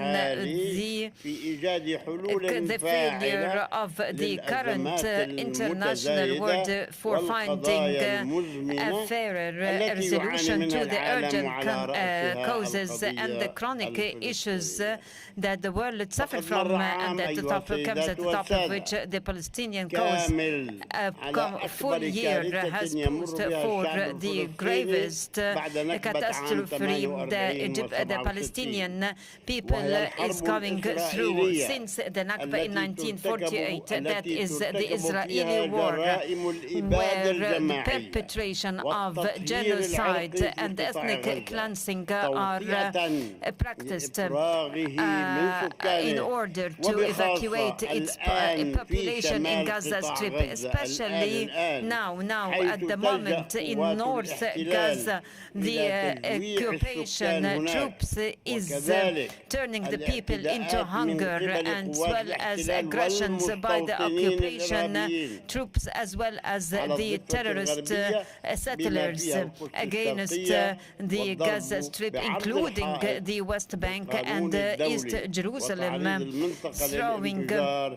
overthrowing the resolution of the international resolutions. And to expand the conflict, the Israeli government decided to shut down the headquarters of UNRWA in the East Jerusalem and to seize its actions in the occupied Palestinian territories, which necessitates the international community to reject and condemn such a decision and force the Israeli government to withdraw their decision. Therefore, it has become an urgent need and immediate need for the putting into effect the Security Council resolution on immediate ceasefire and allow the runs of the humanitarian aid, as well as the full Israeli withdrawal from the Gaza Strip, and the Palestinian state would be fully incompetent for allowing the displaced to come back to their homes and start reconstruction works. Presidents and heads of delegates, this is the first test for after 67 years since the Nakba, homelessness and displacement and sufferings of the Palestinian people. It is a high time for putting an end to oppression and terminating the practices of using SAG power and force. So we invite all the international states to put into effect the resolution of the General Assembly on the ruling of the International Court of Justice to end the unlawful occupation of the Palestinian state and to have the East Jerusalem as its capital through 1 year as per the recommendation. So the sanctions must be imposed in case the Israeli doesn't abide by the resolutions and the rulings, and to work with the United Nations. We call for holding a global or universal peace conference. We greatly rely on the BRICS, which has a heavy weight in instilling the international peace and security. The presidents and leaders of the Palestinian state considers the principles on which the BRICS is based an indispensable part of its policy, that believes in justice and mutual respect and common prosperity, which also represent the aspirations of our population. We extend our thanks to the leaders of the BRICS for their courageous and audacious stances in support of the Palestinian cause and the independence of Palestinians. We reiterate in this regard the Palestinian desire to be annexed to the BRICS group and to reinforce collaboration and involvement with the BRICS members. We stand ready to be committed to its goals and the activities and the practices of its groupings for the fulfillment of its activities and for the achieving a strategic partnership for a better future for humanity. Mr. President, I thank you for your statement. I wish all success to the grouping's members. Thank you. Большое спасибо, уважаемый so господин much, президент. Mr. Вы обратили President. внимание на You взаимодействие noted BRICS и the глобального interaction юга. between Это одно BRICS из and the наших Global South. It основных is one of our направлений. Что касается priorities. ситуации As в for Палестине, the Palestinian конечно, к developments, сожалению, на планете много вооруженных unfortunately, the конфликтов. world Но sees a у нас lot of тоже armed на conflicts. границах то же самое At our происходит. borders, we К see the огромному same тоже нашему case, to сожалению. our Но great гуманитарная катастрофа dissatisfaction by the в humanitarian Газе – это, catastrophe конечно, in особая Gaza ситуация. И plays, все, что там происходит, takes не может не special отдаваться place, и and отдается what happens there болью в resounds сердце у подавляющего with большинства людей на aching планете. heart Мы все with должны the global сделать все для того, чтобы ситуация community, была and изменена в we корне. should И spend our в effort in основе этой, changing безусловно, this лежит situation, создание building палестинского on государства, так как это the было creation of the предусмотрено Palestinian state as соответствующими foreseen решениями by relevant Организации Объединенных Наций. resolutions of the United Необходимо Nations. и выполнять все эти And решения в these полном resolutions объеме. are to be Спасибо вам implemented большое in за full. участие Thank в you so нашей much for сегодняшней taking part in our работе. today's session. Пожалуйста, Now, слово the для floor выступления is президенту given to the Венесуэлы, President of Venezuela, господину Мадуро. Mr. Maduro. Bueno, buenas tardes, presidente Vladimir Putin, querido compañero, Your Excellency, presidente, jefes de Estado, President Putin, jefes de delegación. Yo había traído un discurso para leer, pero friends, de verdad que esto es un diálogo muy enriquecedor. representatives of BRICS countries, Y ha habido un was conjunto my de remarks elementos de for aporte this session, but que I he see tomado the nota. unfolding discussion before us, which is very prominent. En esta I búsqueda was taking notes permanente as we spoke. por construir lo And, que ha sido una bandera histórica de los últimos my 70, comments 80 años de la are humanidad. the continuous Construir search un nuevo orden internacional. Felicito, señor presidente Putin, the ways to build a por new el world order. carácter incluyente, Over the last 60 convocante, to 70 unitario years, del liderazgo que ha and it is a ejercido point Rusia of para la my organización de congratulations esta to exitosa you, cumbre. President Putin, on the role played by the Venezuela ha Russian Federation participado de manera in modesta en todas sus instancias, organizing this todos sus successful foros summit. ministeriales, Venezuela has técnicos, taken a políticos, minor portion diplomáticos, in más de 200 reuniones enriquecedoras taking part in en la various búsqueda meetings de soluciones which were over prácticas 200 a las activities necesidades de este mundo. whose focus was to find La tangible aspiración de un mundo solutions diferente to the needs of the modern es world. tan The antigua world como la humanidad. that seeks to Luego de la create Segunda Guerra Mundial, a new world order. la reconfiguración de un sistema de Naciones Unidas And this aspiration is centró el as old esfuerzo de as the todas las world potencias y itself. todos los The pueblos. United Nations Y organization efectivamente se estableció concentrated the efforts un of sistema all que creó una nations, gran of all esperanza powers. And y se fijaron we las came up bases with a system del that derecho gave rise internacional, to que fue asumido de rays manera of hope consciente e involuntaria and por outlined the países de main todas las principles of regiones international law. del planeta. La And búsqueda de all cambios the nations of the lo planet recordaba followed el these canciller de principles. Brasil. But Tuvo a the grandes líderes quest for en changes la fundación mentioned del by movimiento de the países President no of alineados, Brazil que fue una gran esperanza ya a finales de los continued. años There were 50, leaders who created 60, the non-alignment movement con Egipto, as Indonesia, far back as in Cuba, the 50s, entre 60s, los involving grandes Egypt, promotores de Indonesia, ese Cuba. momento de descolonización del They were the África, del main Asia countries who developed the decolonization efforts of Asia and Africa, they were looking for independence of the new states. And the non-aligned movement did contribute significantly at some point in time. And the United Nations system was created to ensure global security. And I address Mr. Antonio Guterres, UN Secretary General. Ages change. The transformation continues. Now we have ushered in new era, new superpowers. New powers came into existence.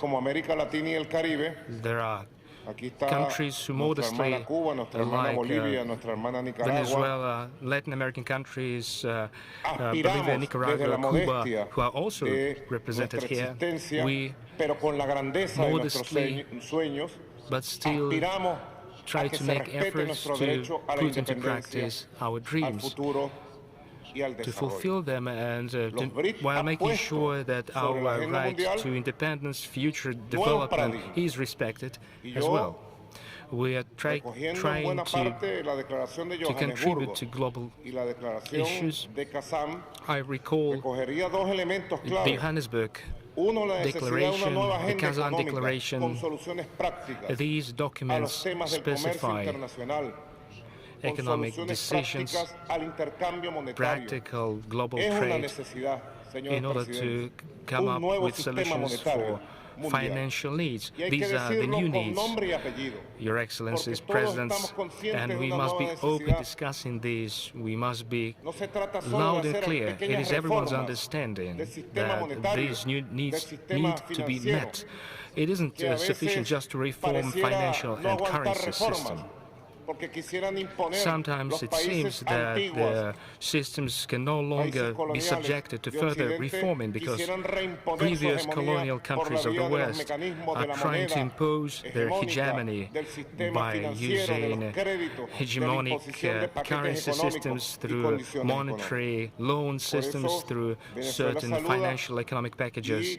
They impose their conditions. In this regard, Venezuela welcomes and emphasizes the need for more vigorous steps in order to consolidate the activities of the new development bank of BRICS in order for the global South countries to be able to develop, in order for us to make progress in the new payment system that would replace the payment systems that are at times used as a weapon to commit aggression. Venezuela was a victim to such policy, as it is common understanding. We must create a mix of currencies that would combine the strong currencies of superpowers and being able at the same time to maintain our national currency. Every country must aspire for a solution to promote an inclusive economy of our country, of our countries, those who want to live in dignity.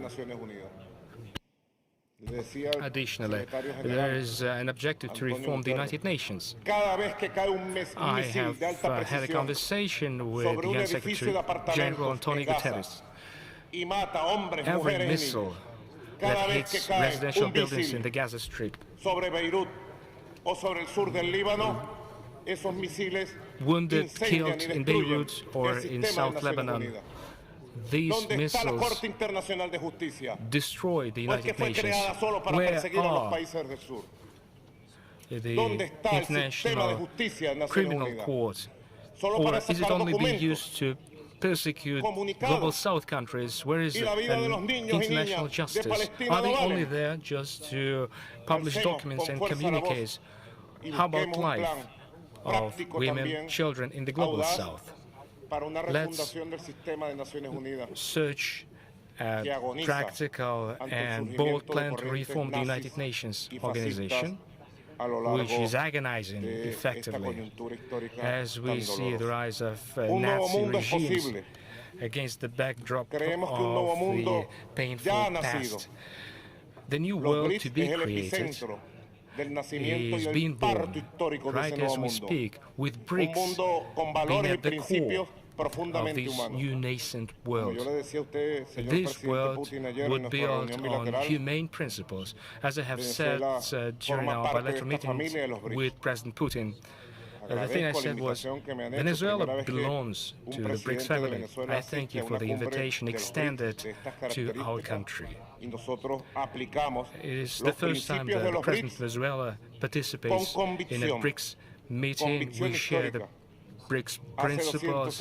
I'm convinced that the historical truth behind this for over 200 years, when Simon Bolivar, the liberator of our country, with his saber in his hand, liberated our nations, our continent.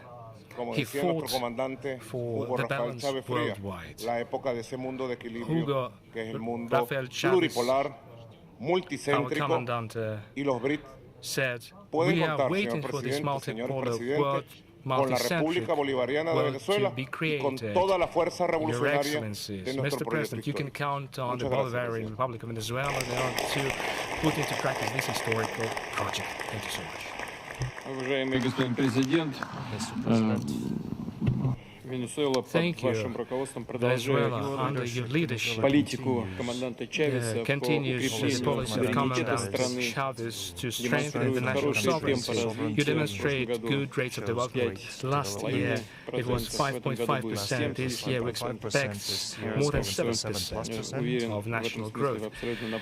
I'm sure you're on the right track, and the legitimate government created under your able leadership after the election will do a lot to promote your country and promote cooperation with other countries too, within the framework and within the circuit of BRICS. Thank you so much for your speech. Now, the floor is given to the President of the Republic of Kazakhstan, distinguished heads of state, Your Excellency, выражаю искреннюю благодарность президенту Российской Федерации Владимиру Владимировичу Путину за приглашение и превосходную организацию саммита БРИКС в городе Казани, уникальном историческом центре Евразийского континента. БРИКС превратился в глобальный центр международного притяжения, к которому проявляет практический интерес многие страны, стремящиеся к взаимовыгодному сотрудничеству.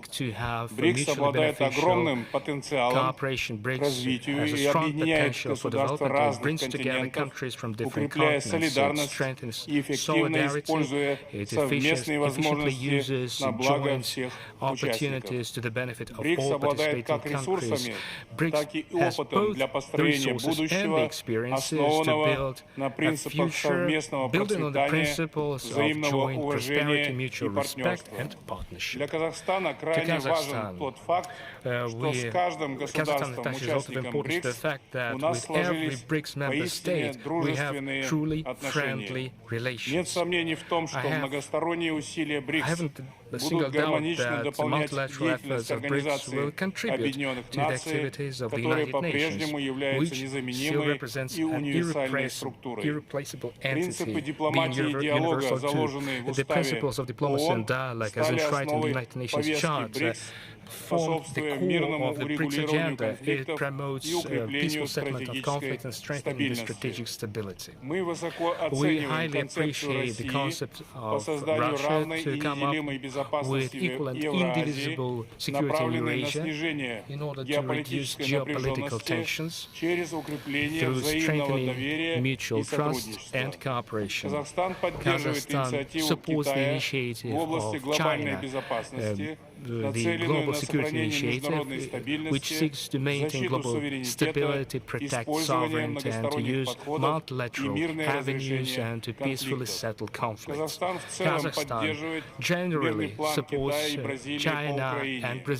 Наша страна разделяет обеспокоенность государств-участников БРИКС обострением ситуации на Ближнем Востоке, что привело к огромному количеству человеческих жертв и and the humanitarian catastrophe, our joint resolution of the root causes of the conflict, such as poverty, inequality, lack of education, are to address this is, in our opinion, the key factor to strengthen international political solidarity. Kazakhstan supports the idea to reform the United Nations Security Council, to extend it by inviting new members from Africa, Latin America, and Asia.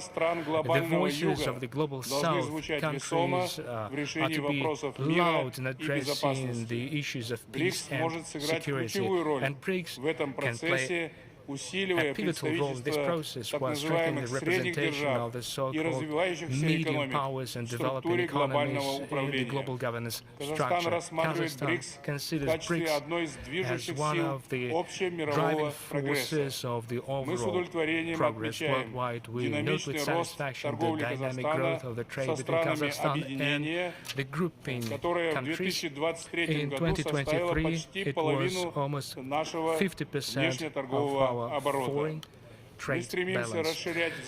We seek to extend mutually beneficial cooperation in such areas as trade, investment, IT, technologies, critical minerals, food security, education, and tourism. Kazakhstan is ready for close cooperation in order to strengthen the transit and transport cooperation in the BRICS area. Our country attributes particular importance to further development of the initiative entitled One Belt, One Road and South-North International Transport Corridor, as well as its links to the Trans-Caspian transport route connecting Asia and Europe through Kazakhstan, through the Caspian Sea. It is a possibility to give additional impetus to foreign trade in the long run. Kazakhstan seeks to form lasting partnership relations within BRICS Plus format with a view to strengthening the energy security.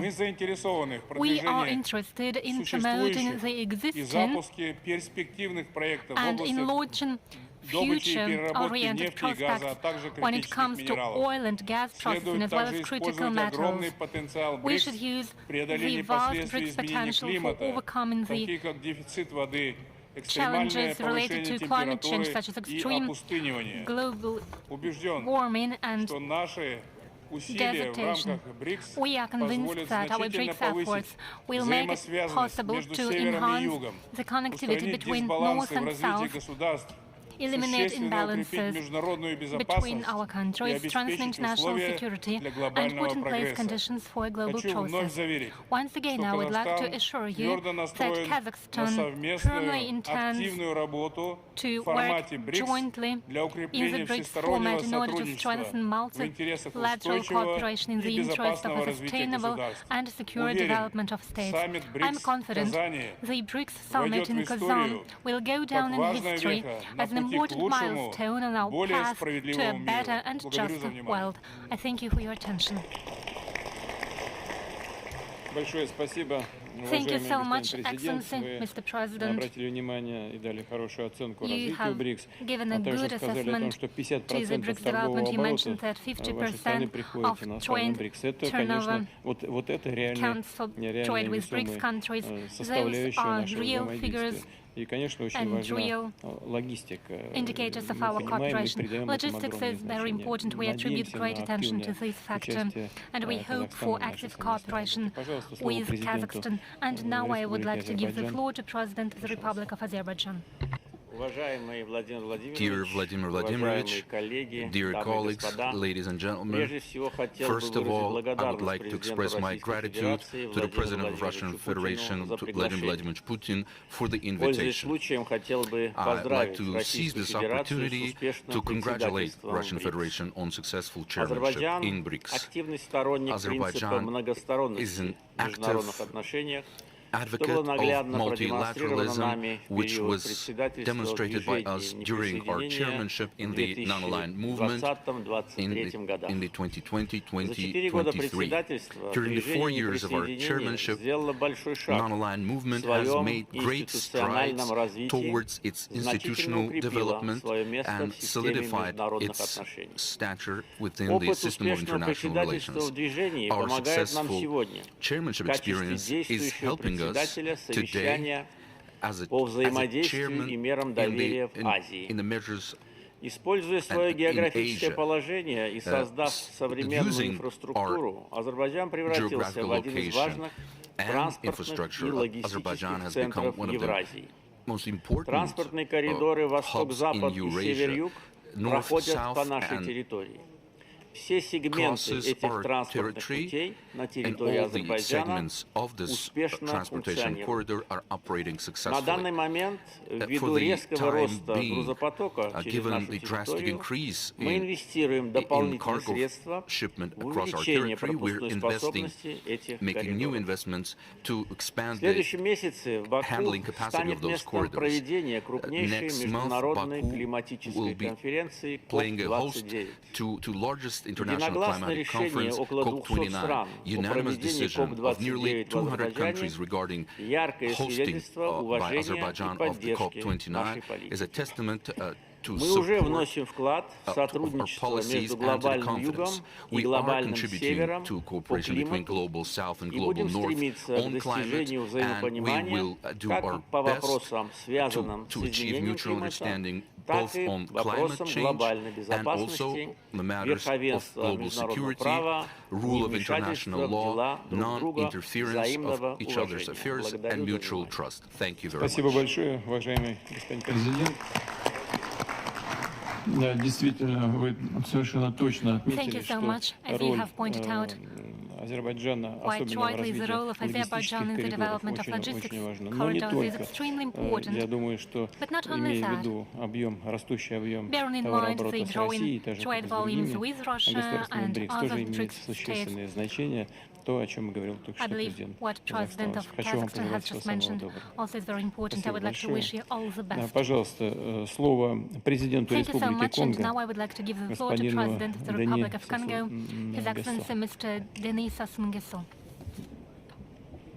Monsieur Vladimir Poutine, président de la Fédération de Russie, Your Excellency Vladimir Putin, President of the Russian Federation and acting chair of Mesdames et Messieurs les chefs d'État et de gouvernement, distingués invités, Mesdames, Messieurs, distinguished participants of the summit, je voudrais remercier Son Excellence I would like Monsieur to Vladimir express my Poutine, gratitude président to de la His Fédération de Excellency Russie, Vladimir Putin, qui a bien President of the voulu Russian nous Federation, convier à ce 16e who has gathered sommet des all of BRICS. us on the occasion of the Je 16th salue BRICS Summit. également les chefs d'État et de I would also gouvernement like to welcome présents à cette heads of state rencontre and de haut government niveau present at these sur high-level des questions meetings essentielles qui touchent that is à dedicated to l'économie the key mondiale issues et à related to l'avenir global des peuples. economy and the Je future remercie of les the autorités peoples. de la Fédération de Russie pour l'accueil I thank the combien authorities of the Russian chaleureux Federation qui nous a for été their réservé à warm moi-même welcome et extended à ma délégation. to me and my delegation. J'adresse mes vives félicitations pour l'organisation I would like remarquable to de sincerely cet congratulate important you on événement. superb arrangements. BRICS hier, BRICS Yesterday, Plus aujourd'hui.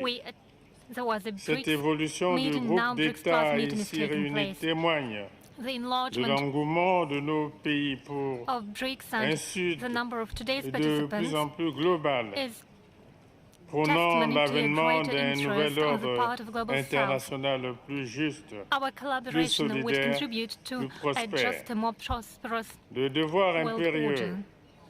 pour nos The main goal nations for du us, Sud est the d'unir countries nos of the efforts South, afin de créer des mécanismes to financiers alternatifs pool our efforts in order qui to régulent avec create plus de alternative financial justice instruments l'économie mondiale which would au bénéfice des regulate global intérêts economies in a légitimes de nos just way États.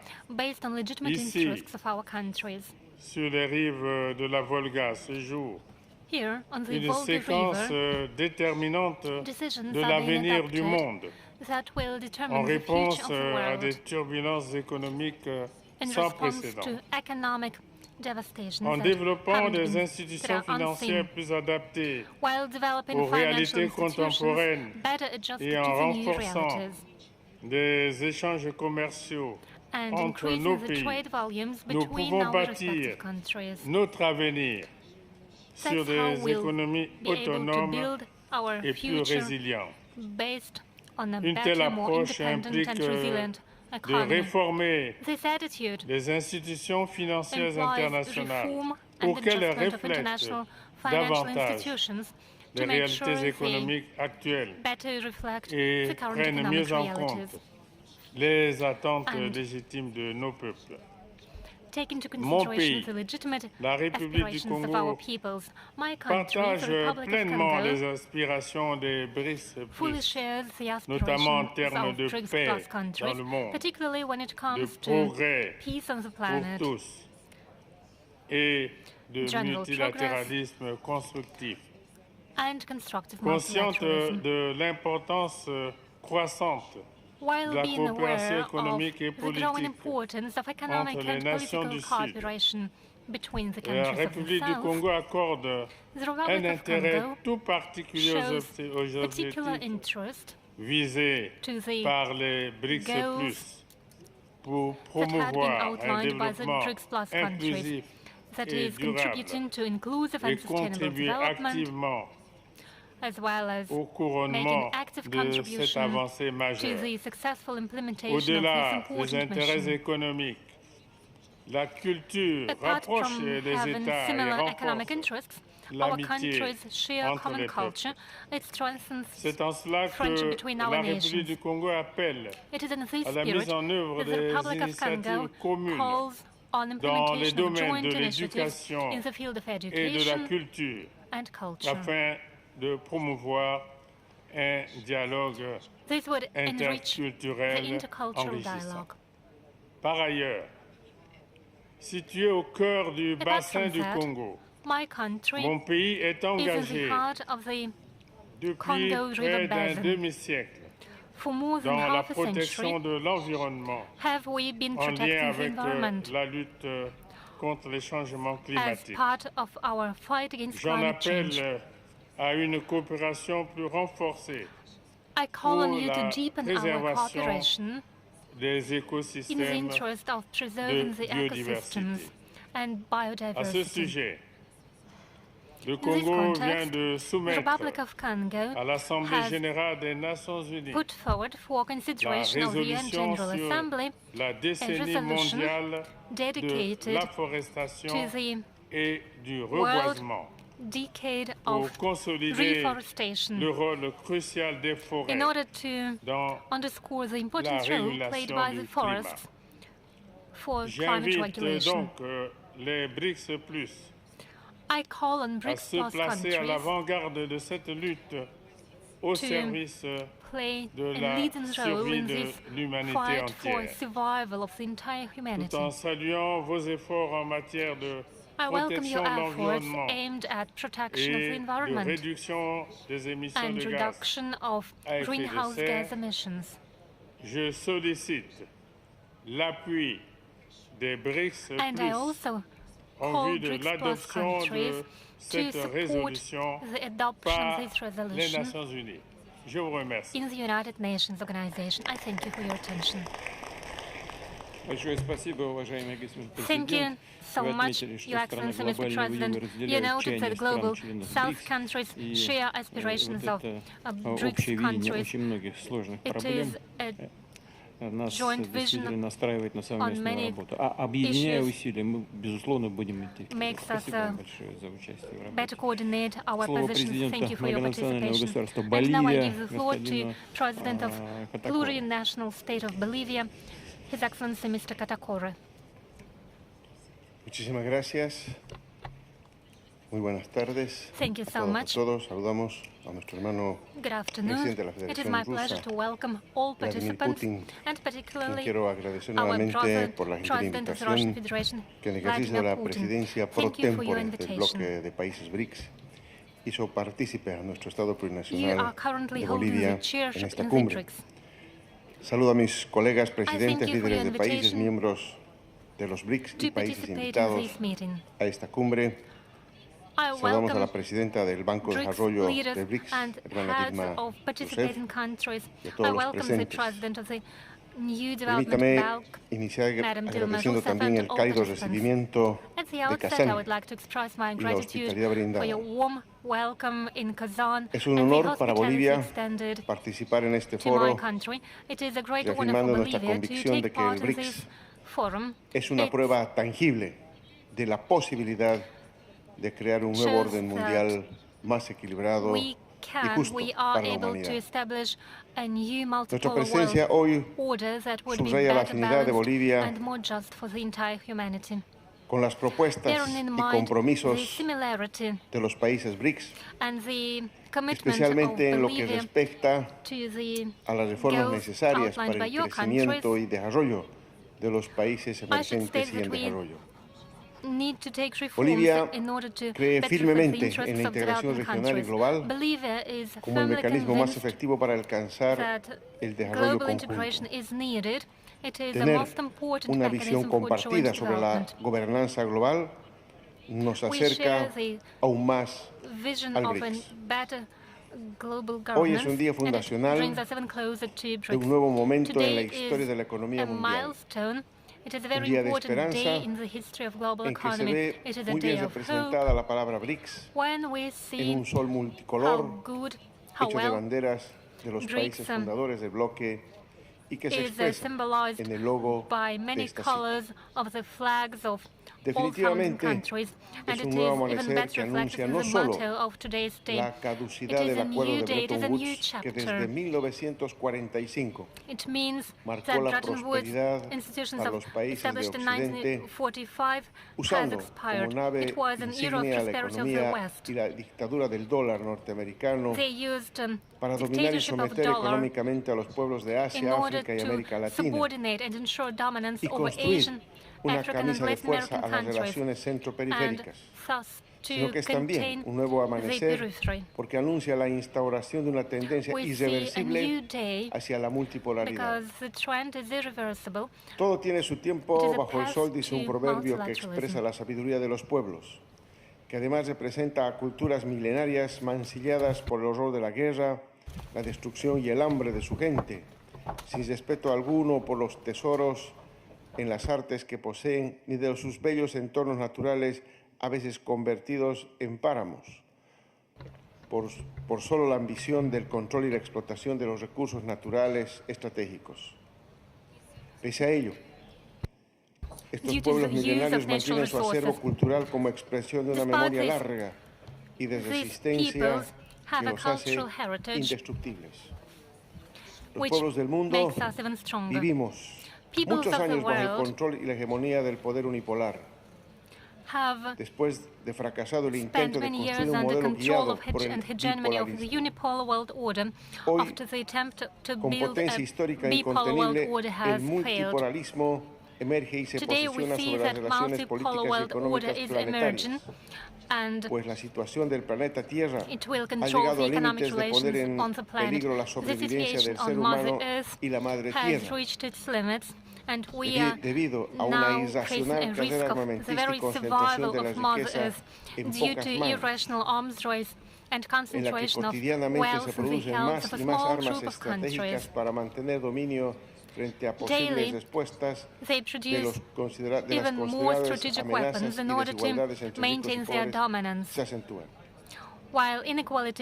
El mundo ha tomado conciencia de esta realidad y por eso el multipolarismo brota como una necesidad y expresión de la libertad de pueblos y naciones, injusta y cruelmente castigada, con acciones genocidas, como los ataques militares a Palestina, el bloqueo económico a Cuba, o el neocolonialismo cruel ejercido sobre el pueblo saharaui, al que se le niega su autodeterminación. En este contexto, infringement on the rights of people who are denied their right to self-determination. We need to remember that Bolivia has presented en el caso relativo a la aplicación de la Convención para la Prevención y la Sanción del Delito de Genocidio en la Franja de Gaza. Claim against the En el crimes committed litigio by Sudáfrica versus Palestine. Israel, in the case between South Africa and Israel in the International Court of Justice. We reaffirm our commitment to the interests of Palestine in the Middle East. We shouldn't forget about the steps aimed at destabilization and attempts to commit coup d'etats in countries who are potential victims of Western powers, those who seek to control the world since 1945. I'm talking about Venezuela and its oil, Bolivia and its lithium, as well as Honduras and Colombia, due to their geostrategical position, to mention just Latin American countries. Apart from these big problems, these macro problems caused by unilateral world order, the Russian Federation, as chair in the BRICS, promises that its actions will be aimed at promoting the entire range of cooperation on three pillars: politics and security, economics and finance, as well as cultural and people-to-people contacts. These words means that we, the peoples, are not only statistical data. We are not a backstage or backyard. We are the peoples and the nations with our own history and our own culture. Nonetheless, under the current circumstances, we understand that changes should not be dictated by someone. They are part of an entire general process. And we need such a reform that was mentioned during the meeting of the Minister of Foreign Affairs of BRICS that took place on the 10th of June this year. 54 points during that meeting draw a picture of the actions that should be taken, aside from economic cooperation. They also reflect a common point of view. We believe it is necessary to build an international multilateral system that is more flexible, more effective, more representative, more legitimate, democratical, and responsible, which would allow the participation, a more effective participation of developing countries and less developed countries in order to grant them the possibility of choice that they're deprived of at the moment. Today, the economical force is shifting from transatlantic to the Pacific region. But global governance institutions stay focused on the global north, because these institutions play a decisive role during the decision-making progress and the decision of sanctions on trade, the energy supplies, and food security. This has to change. In line with this, the plurinational state of Bolivia supports reform of such bodies as the UN Security Council, the World Bank, and International Monetary Fund, which have to adapt to the reality for a just and representative basis. All demands have to be taken equally and have to take into account all the pillars of power. We support the reinforcement of the new Bank of Development, which is a key structure for financing the projects of developing countries such as Bolivia in order to achieve a fairer world.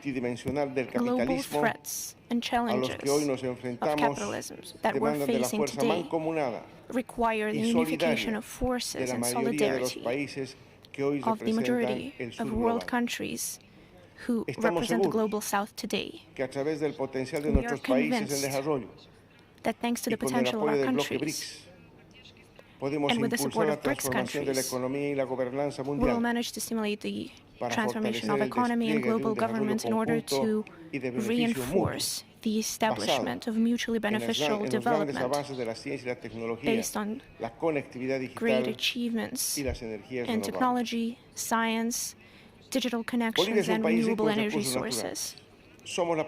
Bolivia is a country rich in mineral sources and natural resources. We're the first in supplying lithium. We have natural gas traditional minerals and rare earthly elements. We're going through the process of industrialization, and our participation in BRICS is aimed at mutual benefit of all the participations of this process. I believe that this meeting in Kazan will map out a new momentum in history, where many countries, there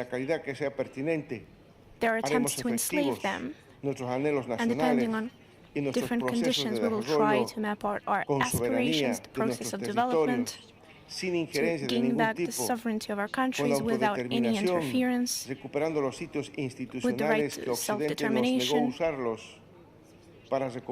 in order to restore sense in international relations, with respect for international law, and while ensuring equality for our nations subjugated to the tyranny and dollar. And at the end of this summit, we believe our results should result in actions that will benefit our nations and will contribute to a promising future for the global development of humankind and our future generations. Thank you very much. Distinguished President, you mentioned the Bretton Woods institutions that was at the basis of international financing system, and I would like to remind everyone that the dollar stability back in the day was ensured with a connection to gold. Then there were other agreements who have detached the dollar from the gold, and the only guarantee of these world currency is the stability of the solar economy, the economy of the United States, its power and domination in the world. Right now, the situation in the world economy naturally shifts, and I would like to point that out naturally. So our task to take these inevitable changes and transformations and make them civilized. This is what we're calmly tackling in the BRICS institutions, and we will continue to do it gladly with the countries involved in our process. Please, now I give the floor to the Prime Minister of Armenia. Please, the floor is yours. Thank you very much, President Putin, distinguished heads of delegates, dear colleagues. First of all, I would like to thank you for the invitation to take part in the Outreach BRICS Plus meeting, and I would like to express my gratitude to the President of Russian Federation for the hospitality for the organization of today's summit at the highest level. The theme of today's meeting, BRICS and Global South, building a better world together. And I believe in this context it is especially relevant, announced by the Armenian government, Transport Communication Project, the crossroads of the world. The meaning of this project is that Armenia is ready and is interested to organize in their territories to pass loads, transports, passengers, of cable routes. This is the shortest route between the Black Sea and the Persian Gulf, through the territory of Islamic Republic of Iran, Armenia, and Georgia. This is the north-south route. This is as well the shortest route between the Caspian and the Marble Sea, through the Azerbaijan, through Armenia and Turkey. This is the direction east-west. And of course, this route can also be used for transport communication connections between Azerbaijan and the Nakhchivansk Autonomous Republic.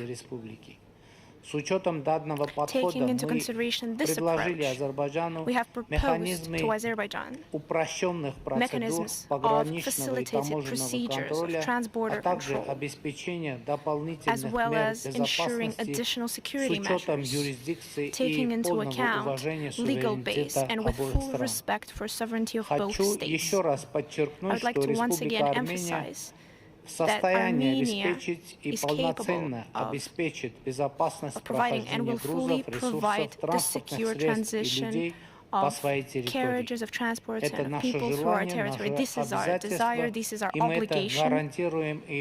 We will guarantee and we will continue to guarantee it at all times. All claims that Armenia supposedly has agreed that a third party will ensure the security of communications on its sovereign territory, or perhaps it's in some document is not real. Dear heads of states and delegation, yesterday the Armenian parliament ratified a document on joint action of Commission on demilitarizing the border and the transnational security between Armenia and Azerbaijan, as well as the State Commission of delimitation of the state border between Azerbaijan and Armenia. After the aforementioned document comes into power in both countries, we can facilitate the process of demilitation between Azerbaijan and Armenia based on the principles of the Almaty Declaration of 1999. I would like to point out separately that the decisions of the Constitutional Court of Armenia on these documents fully took off any concerns of the supposed presence in the Armenian constitution of territorial claims towards neighboring countries. We would like to state that these interpretations are baseless and illegitimate. Dear colleagues, both Armenia and Azerbaijan over the last months have repeatedly stated that the agreement project towards building majors and interstate relations between Armenia and Azerbaijan have been agreed upon almost at 80–90%. We've fully agreed on the phrasing of the mutual improvement of the territorial integrity, of the absence of territorial claims, and the promise not to put forward these claims in the future based on the principle of non-use of force, of non-interference in the internal affairs of one another, with the establishment of diplomatic relations and creation of bilateral mechanisms to reinforce obligations disposed for the sides by the peaceful agreement. Our assessment is the following. As of today, the project that has been agreed upon already formulates, addresses, and solves all the principal issues necessary to ensure a steady basis for peace and normalized relations between Armenia and Azerbaijan. And we propose to Azerbaijan to sign these agreements. Thank you for your attention. Большое спасибо, уважаемый господин премьер-министр. Thank you very much, Mr. Prime Minister. Только что вы сказали о проектах логистики. Это очень важное направление сотрудничества в регионе. И еще важнее, что вы положительно относитесь к тому, чтобы эти проекты осуществлялись и с Азербайджаном, и с другими странами региона, о чем мы постоянно в течение последних лет много говорим. И очень приятно отметить, что начался процесс демаркации, делимитации границ, а это верный путь действительно к мирному договору. И то, что вам удалось в ходе сегодняшнего нашей сегодняшней работы обменяться мнениями с президентом Азербайджана, уже это идет в плюс нашему сегодняшнему мероприятию. Спасибо большое. Благодарю вас за ваше выступление. Пожалуйста, слово президенту Киргизской республики, господину Садыру Нургазовичу Жапарову. Mr. Japarov. Владимир Владимирович, уважаемые главы государств и правительств, Ваше Высочество и Превосходительство, дамы и господа, Ladies and gentlemen, first of all, I would like to congratulate the Russian Federation on the successful chairmanship in BRICS, to wish great success and effective work, as well as thank you for a warm welcome and the hospitality in Kazan. I'd like to express my gratitude to Mr. Putin for the kind invitation to take part in this important event. Current busy agenda at BRICS reflects the relevance for all of humanity. In this organization, we see a unique platform that promotes principles of sovereign equal rights, mutual respect, and trust, non-interference in internal affairs, and mutual economic development. We share goals and principles of BRICS activities on allowing possibilities for economic and social growth, development of entrepreneurship, promoting digital technologies, putting forward innovational and ecologically clean technologies, as well as solving climate challenges. I would like to add that this is fully in line with the Sustainable Development Goals integrated in the Kyrgyzstan's NDS until 2040. Dear friends, after the decades of globalization and integration processes, the modern world community is seeing the geopolitical and economical fragmentation. Has the world become more secure, stable, and prosperous? Of course, the question is a rhetorical one. We see today the domination not of the international law, but the right of might. Each year, we see the new lines being drawn, lines of separation. We see higher finances on arms that could be forwarded towards prosperity and towards overcoming economic inequality. Select countries continue to get richer while deterring international trade and manipulating the financial system, which causes great damage to smaller, economically vulnerable countries. Despite the current difficult geopolitical position in the world, Kyrgyzstan does everything in its power for sustainable development, has already achieved attainable progress in this area, especially thanks to mass reforms. The economy of our country over the last years is developing steadily, despite unfavorable external factors and difficulties on the world market. Over the last 3 years, the economic growth has amounted to about 7%. Our experience is a testament that with the right viewpoint, with political will and good governance, even smaller countries with restricted resources could attain great economic results. We believe that cooperation in combating climate change is especially relevant, and it is especially present in the mountain ecosystems. Climate change, the destruction of ecosystems, and pollution disproportionately affect countries located in the mountains. At the initiative of Kyrgyzstan and with the wide support of mountain countries, we're releasing the 5 years of action for the development of mountain regions for 2023-2027, adopted by the UN General Assembly. Another one of our initiatives is ensuring a new global dialogue on climate change as an annual event within the UN framework on climate change and forming a discussional group for mountain partnerships. Allow me to take this chance to support the initiatives of Kyrgyzstan's side. Ladies and gentlemen, Kyrgyzstan pioneers for just non-discriminatory international world order, common access to the well-being of world economy and modern technologies.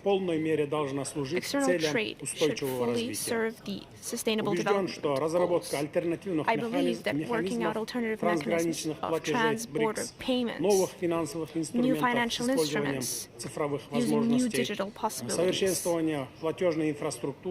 bettering of payment infrastructure will work towards the growth and effective trade in regional and global scale. Kyrgyzstan is interested in cooperating with the new development bank within financing infrastructural projects, as well as projects of sustainable development, both in BRICS states and in other developing countries, and we hope that its role will continue to grow in order to eradicate poverty, develop infrastructure, and raise our resistance to global challenges. We're ready to share with all those interested participants and partners within our BRICS Plus format. We're ready to share our best experience to develop digitalization infrastructural projects in the shift towards a greener economy. Especially high appreciation should be given to the scientific educational cluster of BRICS. We see great perspective in developing culture and art cooperation within this format. We're ready to join the development of this important area into cultural exchanges. In order to democratize international relations, I would like to share following thoughts. First, in order to ensure stable peace in the interest of future generations, we cannot allow the blockage or the division of states for our own and someone else. Second, we need to increase the effective nature of peace building at the UN to ensure human rights, to reinforce our fight against terrorism, extremism, and the drug circulation. Third, we support the reinforcement of system of multilateralism, which is the strong beating heart of the UN. We have to follow the principles and norms of international law with no exception, especially those enshrined in the UN Charter, as well as those aimed at destroying the imbalance between North and South. Fourth, as a bordering country, Kyrgyzstan considers it especially important to fully support Afghanistan and the Afghan people towards integrating the economy of this country in the regional and international economic processes. We cannot leave Afghanistan in international isolation without outside help. Fifth, we call upon the international community to support the development of countries of Africa, Asia, Latin America, and other smaller countries by ensuring economic development, food and energy security, and other events. Number 6, being a mountainous country at the heart of Central Asia, Kyrgyzstan has been advocating for the universal and comprehensive mountainous development agenda at the global stage. Ladies and gentlemen, in closing, I'd like to note that we highly appreciate the operation of BRICS Group, and we're ready to contribute to the best of our ability to resolve the above-mentioned and other key issues on the agenda of BRICS. We confirm our aspiration to pursue and consolidate versatile cooperation with all the participating countries. The Republic of Kyrgyzstan states that it is interested to work closely hand in hand with BRICS nations and is determined to jointly develop bonds of friendship for the benefit of our peoples. Thank you very much for your kind attention. Your Excellency, Mr. President, you have mentioned the right is might, or the fist right, as it's also called, well, applied by some nations in economic and political affairs, it causes the backlash, the backfire. So, and that would, consolidate the use of the fist, the right of fist. But BRICS advocates for improving the status of international law instead. With regards to Afghanistan and mountainous nations and their susceptibility to climate change, we know about your concerns, and we mentioned that on many occasions, and we also talked about that with the President of Tajikistan, to whom I'd like to give the floor now. The countries adjacent to Afghanistan acutely feel what has been happening in this region and around that country. Over to President of Tajikistan, Mr. Rahmon.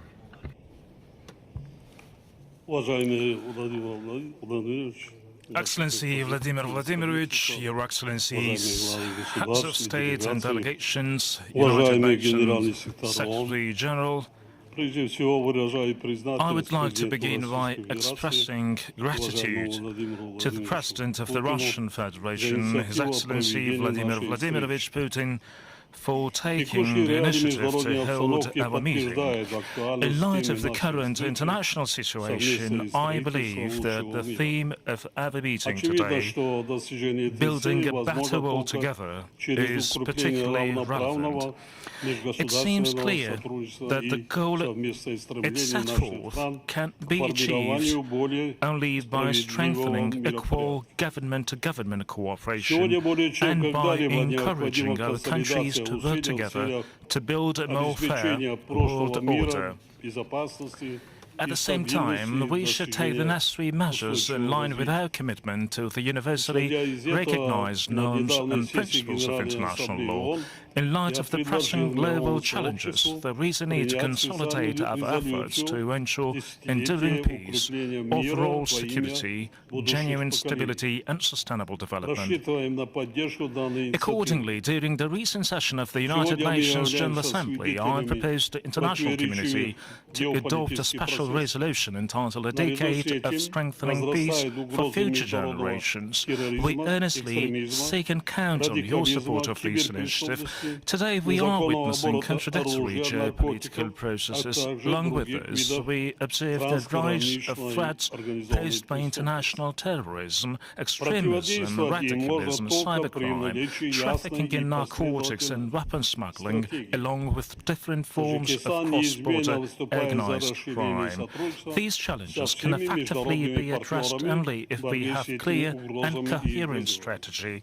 Tajikistan has consistently advocated for enhanced collaboration with all international partners in addressing these threats and challenges. To achieve these objectives, our country is actively engaged in promoting multilateral cooperation on counter-terrorism and its financing within the framework of the Dushanbe process. Dear colleagues, Tajikistan is monitoring with deep concern the developments in the Middle East and the escalation of the Palestinian-Israeli conflict, which has regrettably resulted in significant casualties amongst civilians. We urge all parties involved to exercise restraint and to take immediate actions aimed at restoring stability and security in this region. We, in this context, emphasize the necessity of implementing the resolution of the United Nations Security Council on the establishment of an independent and sovereign state of Palestine within the borders of 1967. We firmly believe that any disputes, conflicts and disagreements can be resolved through political and diplomatic means. Furthermore, the effects of climate change have introduced another layer of problems. The increasing frequency of natural disasters related to climate change has resulted in significant loss of life and forced us to allocate considerable resources to mitigate their consequences. In Central Asia, the phenomenon of warming is leading to a reduction in the area of glaciers, which are a primary source of water resources in the region. In accordance with the UN General Assembly resolution, our country intends to hold a high-level international conference on glaciers preservation in Dushanbe in May 2025. We extend an invitation to your countries to participate in this important event. In this context, drought represents one of the most pressing global challenges, exerting a detrimental deep effect on all our countries, including the Central Asian region. Dear colleagues, instability in the global environment exerts a direct influence on the socio-economic growth of developing countries. We are often facing increasing disruptions in production and supply chains, as well as food shortage. As a landlocked mountainous country, Tajikistan is keen of the sound progress of its trade and economic partners and committed to expand cooperation with all of them. It is of paramount importance to take practical steps towards a genuine transition to a green economy, with green energy representing a key component. We have set ourselves the ambitious goal of completing this transition by the year 2037. We all well remember the recent COVID-19 pandemic that deeply affected the globe. The most important lesson we derive from this global crisis, in my view, is that no nation, irrespective of its level of development, is immune from the spread of such dangerous diseases. In light of these, there is an only way that we should foster a broad partnership to improve the quality of healthcare, make sure that new innovative methods for disease prevention and treatment are accessible to all. Distinguished colleagues, it is our conviction that only through comprehensive and active engagement we can ensure conducive living conditions for future generations in our shared home called planet Earth. The principal key of attaining this laudable objective is continued promotion of a dialogue among civilizations, and we must strive for greater mutual understanding and respect among diverse communities, facilitate growth and mutual enhancement of our distinctive, unique natural cultures, and building truly friendly relationships. In conclusion, I would like to note that in terms of influence on global processes and in terms of potential, the countries of the global south are fully capable to mobilize efforts for the sake of building a better world together. I thank you for your attention, and I thank His Excellency Vladimir Putin for his kind and generous invitation to take part in this very important event. I thank you. Thank you very much, Your Excellency, Mr. President. You have heeded the glaciers indeed for such countries as Tajikistan, Afghanistan and others. It is a major issue because the ice caps keep thawing and they constitute a source of water supply. And also you mentioned the sanitation, healthcare standards, quality, fight against epidemics, and medical assistance are very important for humanitarian development. And here, any restrictions would be unacceptable, as well as sanctions motivated by politics. And unfortunately, this happens sometimes, and BRICS' main objective is to establish interaction in this respect so that all the nations could enjoy the benefits of sanitation, healthcare and epidemic struggle. Over to the Prime Minister of Vietnam, please, Your Excellency.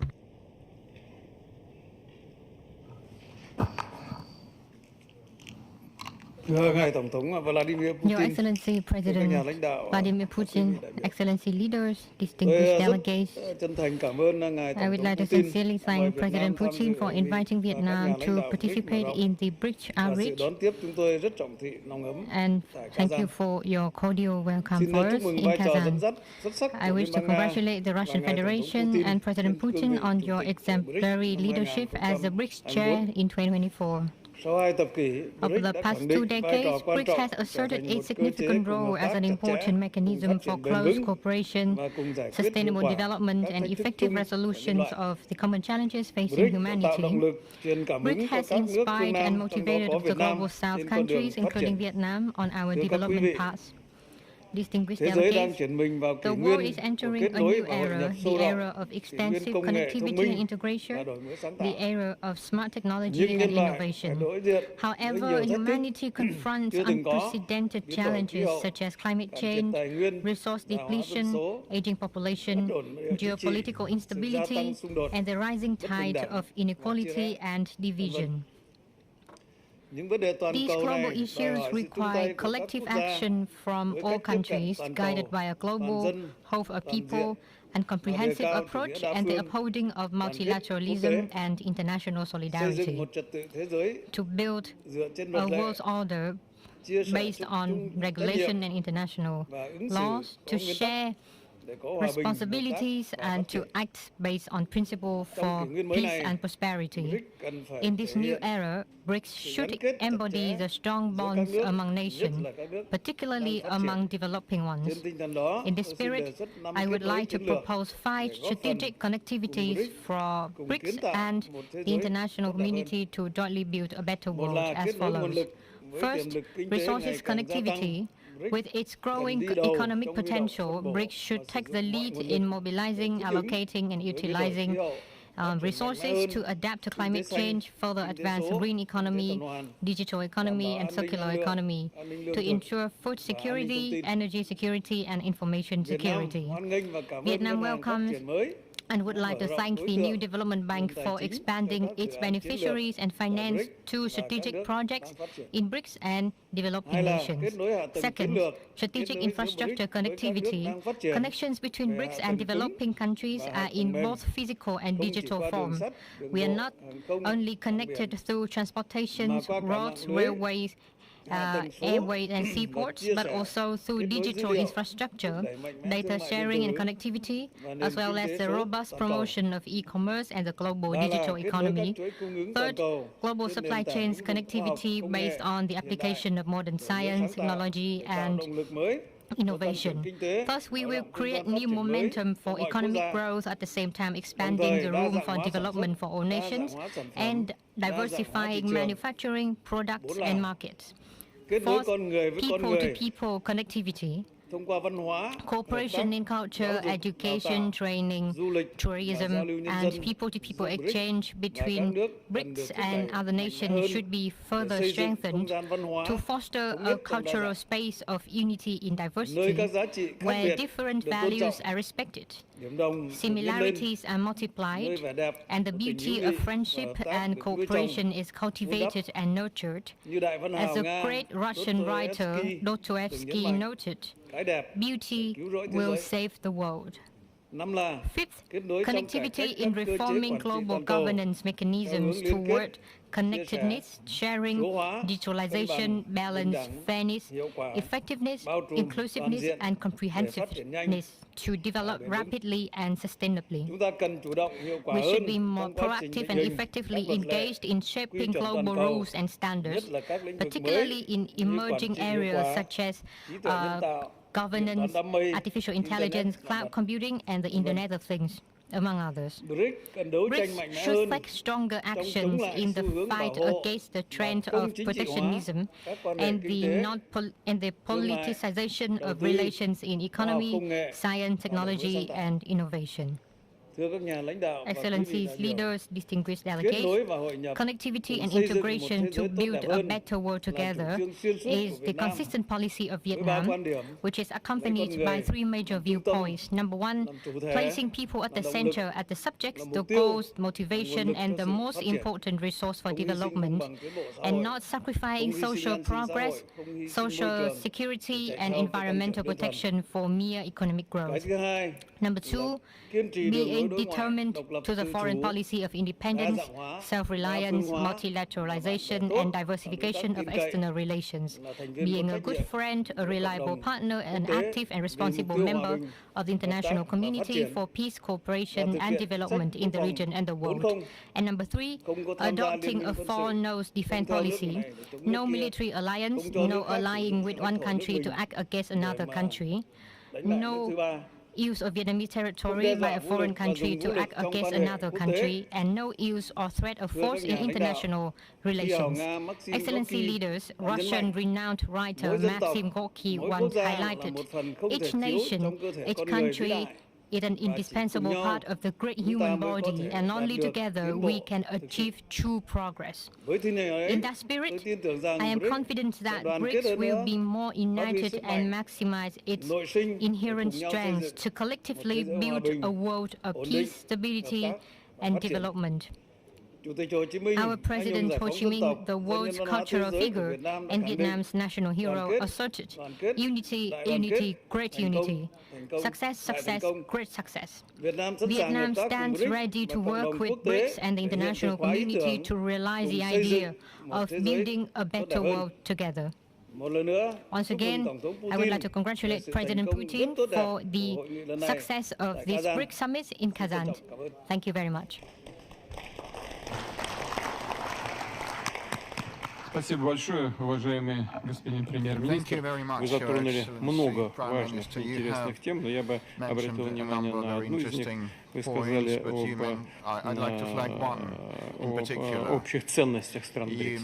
Так оно и есть. Мы с уважением относимся к традициям стран-участниц, религиям, которые культивируются в этих странах, культуре наших народов. И именно это лежит в основе нашего успеха. Благодарю вас за ваше выступление. И с удовольствием передаю слово президенту Туркменистана Садыру Гурбангулиевичу Бердымухамедову. Пожалуйста, прошу. Спасибо большое. Уважаемый глава государств, дамы и господа, прежде всего хотел бы поблагодарить президента Российской Федерации, уважаемого Владимира Владимировича Путина за гостеприимство и радушный прием. Туркменистан впервые участвует в саммите BRICS Plus Outreach. Благодарим за приглашение на столь представительное мероприятие. Видим в этом уважительное отношение к Туркменистану. Как известно, Туркменистан принимает активное участие в усилиях международного сообщества, направленных на достижение и утверждение в мире принципов сотрудничества, взаимного уважения и учета интересов. Наша страна использует свой нейтральный статус для продвижения миротворческой повестки, обеспечения глобальной и региональной безопасности, утверждения межгосударственных отношений, культуры равноправного диалога, доверия и предсказуемости. Важной составной частью внешнеполитического курса Туркменистана является применение модели нейтралитета, инструментов превентивной дипломатии для предупреждения конфликтных ситуаций, искоренения причин и порождающих. Убеждены в том, что в нынешних условиях базовые принципы нейтралитета являются объективно Principles of neutrality are objectively in demand, and with the support of the international community, can bring real benefits in ensuring global security. As a responsible state, in this regard, our country has put forward штаб-квартира которого расположена в городе Ашхабаде. Также убеждены в том, что в нынешних условиях базовые принципы нейтралитета являются объективно востребованными и при поддержке мирового сообщества способны принести реальную пользу в деле обеспечения региональной и глобальной безопасности. Как ответственное государство, Туркменистан предлагает ряд мер, направленных на нормализацию and improving the international situation and transitioning to constructive parameters of interaction.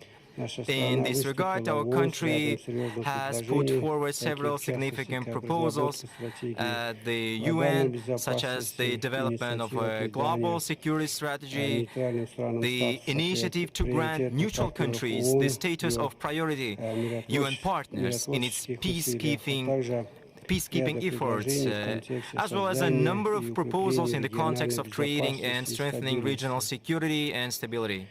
A landmark event in this context was a unanimous support by the UN General Assembly of Turkmenistan's initiative to declare the next year, 2025, the International Year of Peace and Trust.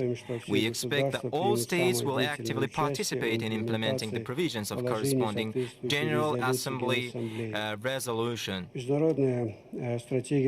Turkmenistan's international strategy is based on the country's involvement in modern geo-economic trends, proactive participation in solving pressing problems of our time, achieving sustainable development goals, overcoming crises in the environmental and food sectors, creating and ensuring reliable and fair access for countries and peoples to energy sources, clean water and air.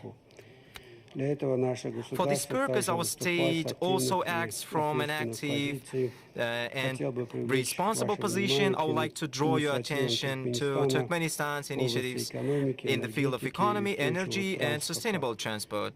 In particular, we are talking about the development of the Global Framework Program for the transition to a circular economy. Other initiatives include the creation of a global atlas of sustainable transport connectivity and the Alliance for Global Energy Security and Sustainable Development. In general, speaking about the current global geoeconomic trends, Turkmenistan highlights one of their defining problems, the increasing importance of developing countries. They are largely expected to bring new energy to the established, yet in need of constructive revision, former world order frameworks, and to introduce new meanings and purposes. The key component here should be the alignment of the levels of scientific and technological development of states, digitalization and innovative standards, the unconditional priority of environmental criteria in the economy, trade, transport, industry, extraction and processing of raw materials, and a number of other areas.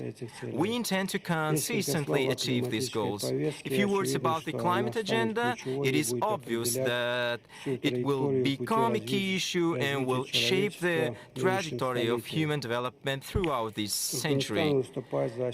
Turkmenistan advocates a systematic consideration of climate issues as one of the fundamental components of the global approach to ensuring the architecture of security and development, the creation of multilateral mechanisms for monitoring and responding to climate, environmental and man-made disasters. In matters of environmental cooperation, Turkmenistan gives priority to the protection and preservation of the natural landscape in Central Asia, marine resources and biodiversity in the Caspian Sea, and the rational use of water and water energy resources in these regions, taking into account the interests of partners and universally recognized norms of international law. We attach great importance to international cooperation in the humanitarian sphere, including resolving the problems of refugees and stateless persons. In recent years, Turkmenistan has established good cooperation in these matters with the UN, the Organization of Islamic Cooperation, and a number of specialized institutions, which has led to significant positive results at the national level. We are ready to share our accumulated experience and best practices with other countries. Our country also considers it important to give necessary impetus to cooperation in the cultural, scientific and educational spheres, cultural exchange, and the mutual understanding of traditions and unique arts as a beneficial process designed to create strong spiritual and value-based bonds, uniting nations on a sound and constructive foundation. We are ready to establish such interaction with partners and participate in the development of relevant plans for joint activities. Dear participants, once again, I would like to thank the organizers for the invitation to participate in this meeting and for the opportunity to speak and share views and proposals. In conclusion, let me express my gratitude to the organizers of the forum for creating conditions and environment for successful and productive work. I thank you for attention. Your Excellency, Mr. President, you have also noted multiple interesting issues, but I would like to emphasize specifically the need to eradicate the root causes of crises in order to eliminate them, and I fully support this stance. It is a fundamental issue. It is the top priority in addressing any crisis, including in overcoming difficult situations that we see worldwide and that have been mentioned today during the discussion. We have also touched upon your efforts in the United Nations. часто упоминали сегодня деятельность этой организации. И здесь, конечно, много вопросов, мир меняется, и все структуры, которые были созданы десятилетиями назад, должны меняться в соответствии с меняющимся миром. Но хочу отметить, что при всех этих вопросах такой другой универсальной международной организации все-таки пока в мире не существует. Я с удовольствием передаю слово генеральному секретарю Организации Объединенных Наций, господину Гутеррешу. You have the floor. Mr. President, distinguished leaders and representatives, ladies and gentlemen, all protocol observed. I am grateful to participate in the 16th BRICS Summit. Collectively, your countries represent nearly half of the world's population. And I salute your valuable commitment and support for multilateralism and international problem solving as clearly reflected in your team this year. No single group and no single country can act alone or in isolation. It takes a community of nations working as one global family to address global challenges. Challenges like the rising number of conflicts, the devastation of climate change, pollution and biodiversity loss, rising inequalities and lingering poverty and hunger, a debt crisis that threatens smoother plans for the future of many vulnerable countries, the fact that fewer than 1/5 of the Sustainable Development Goals are on track, a growing digital divide, and the lack of guardrails for artificial intelligence and other frontier technologies, and the lack of representation of voice for developing countries at global decision-making tables, from the Security Council to the Bretton Woods system and beyond. These must change. September's UN Summit of the Future offered a roadmap for strengthening multilateralism and advancing peace, sustainable development, and human rights. I see 4 areas for action. First, finance. Today's international financial system is not offering many vulnerable countries the safety net or level of support they need. The Pact for the Future calls for accelerating the reform of the international financial architecture that is outdated, ineffective, and unfair. And includes a commitment to move forward with an SDG stimulus, to change the business model and substantially increase the lending capacity of multilateral development banks and their concessional funding to developing countries in vulnerable conditions, to recycle more special drawing rights, to restructure loans for countries drowning in debt, and to mobilize more international and domestic resources, public and private, for vital investments in developing countries. Next year's Conference on Financing for Development and the Summit on Social Development are 2 milestones to carry these efforts forward. And we must also recognize the importance of South-South cooperation.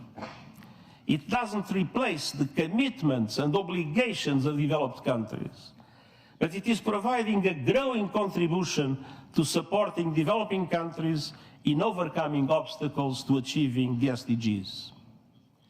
Second, climate. Every country has committed to limit temperature rise to 1.5 degrees Celsius. That requires dramatic action to reduce emissions now, with the G20 in the lead. COP29 is just weeks away, and that starts the clock for countries to produce new nationally determined contribution plans with the 2035 targets that are aligned with the 1.5 degree goal. And COP29 must deliver an ambitious and credible outcome on the new climate finance goal. And developed countries must also keep promises to double adaptation finance and ensure meaningful contributions to the loss and damage fund, what was not the case when it was created. Third, technology. Every country must be able to access the benefits of technology. The Global Digital Compact commits to enhanced global cooperation and capacity building.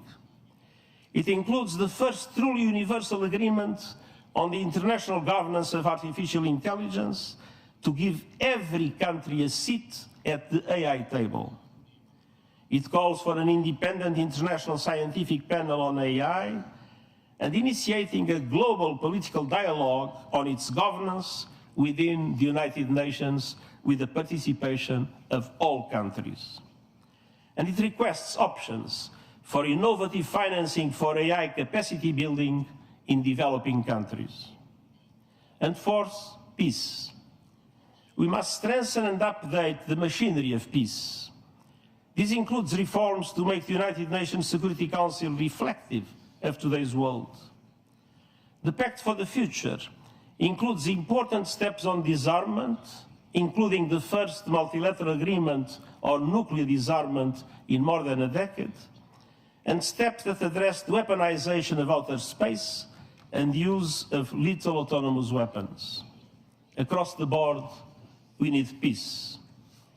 We need peace in Gaza, with an immediate ceasefire, the immediate and unconditional release of all hostages, the effective delivery of humanitarian aid without obstacles, and we need to make irreversible progress to end the occupation and establish the two-state solution as it was recently reaffirmed once again by a UN General Assembly resolution.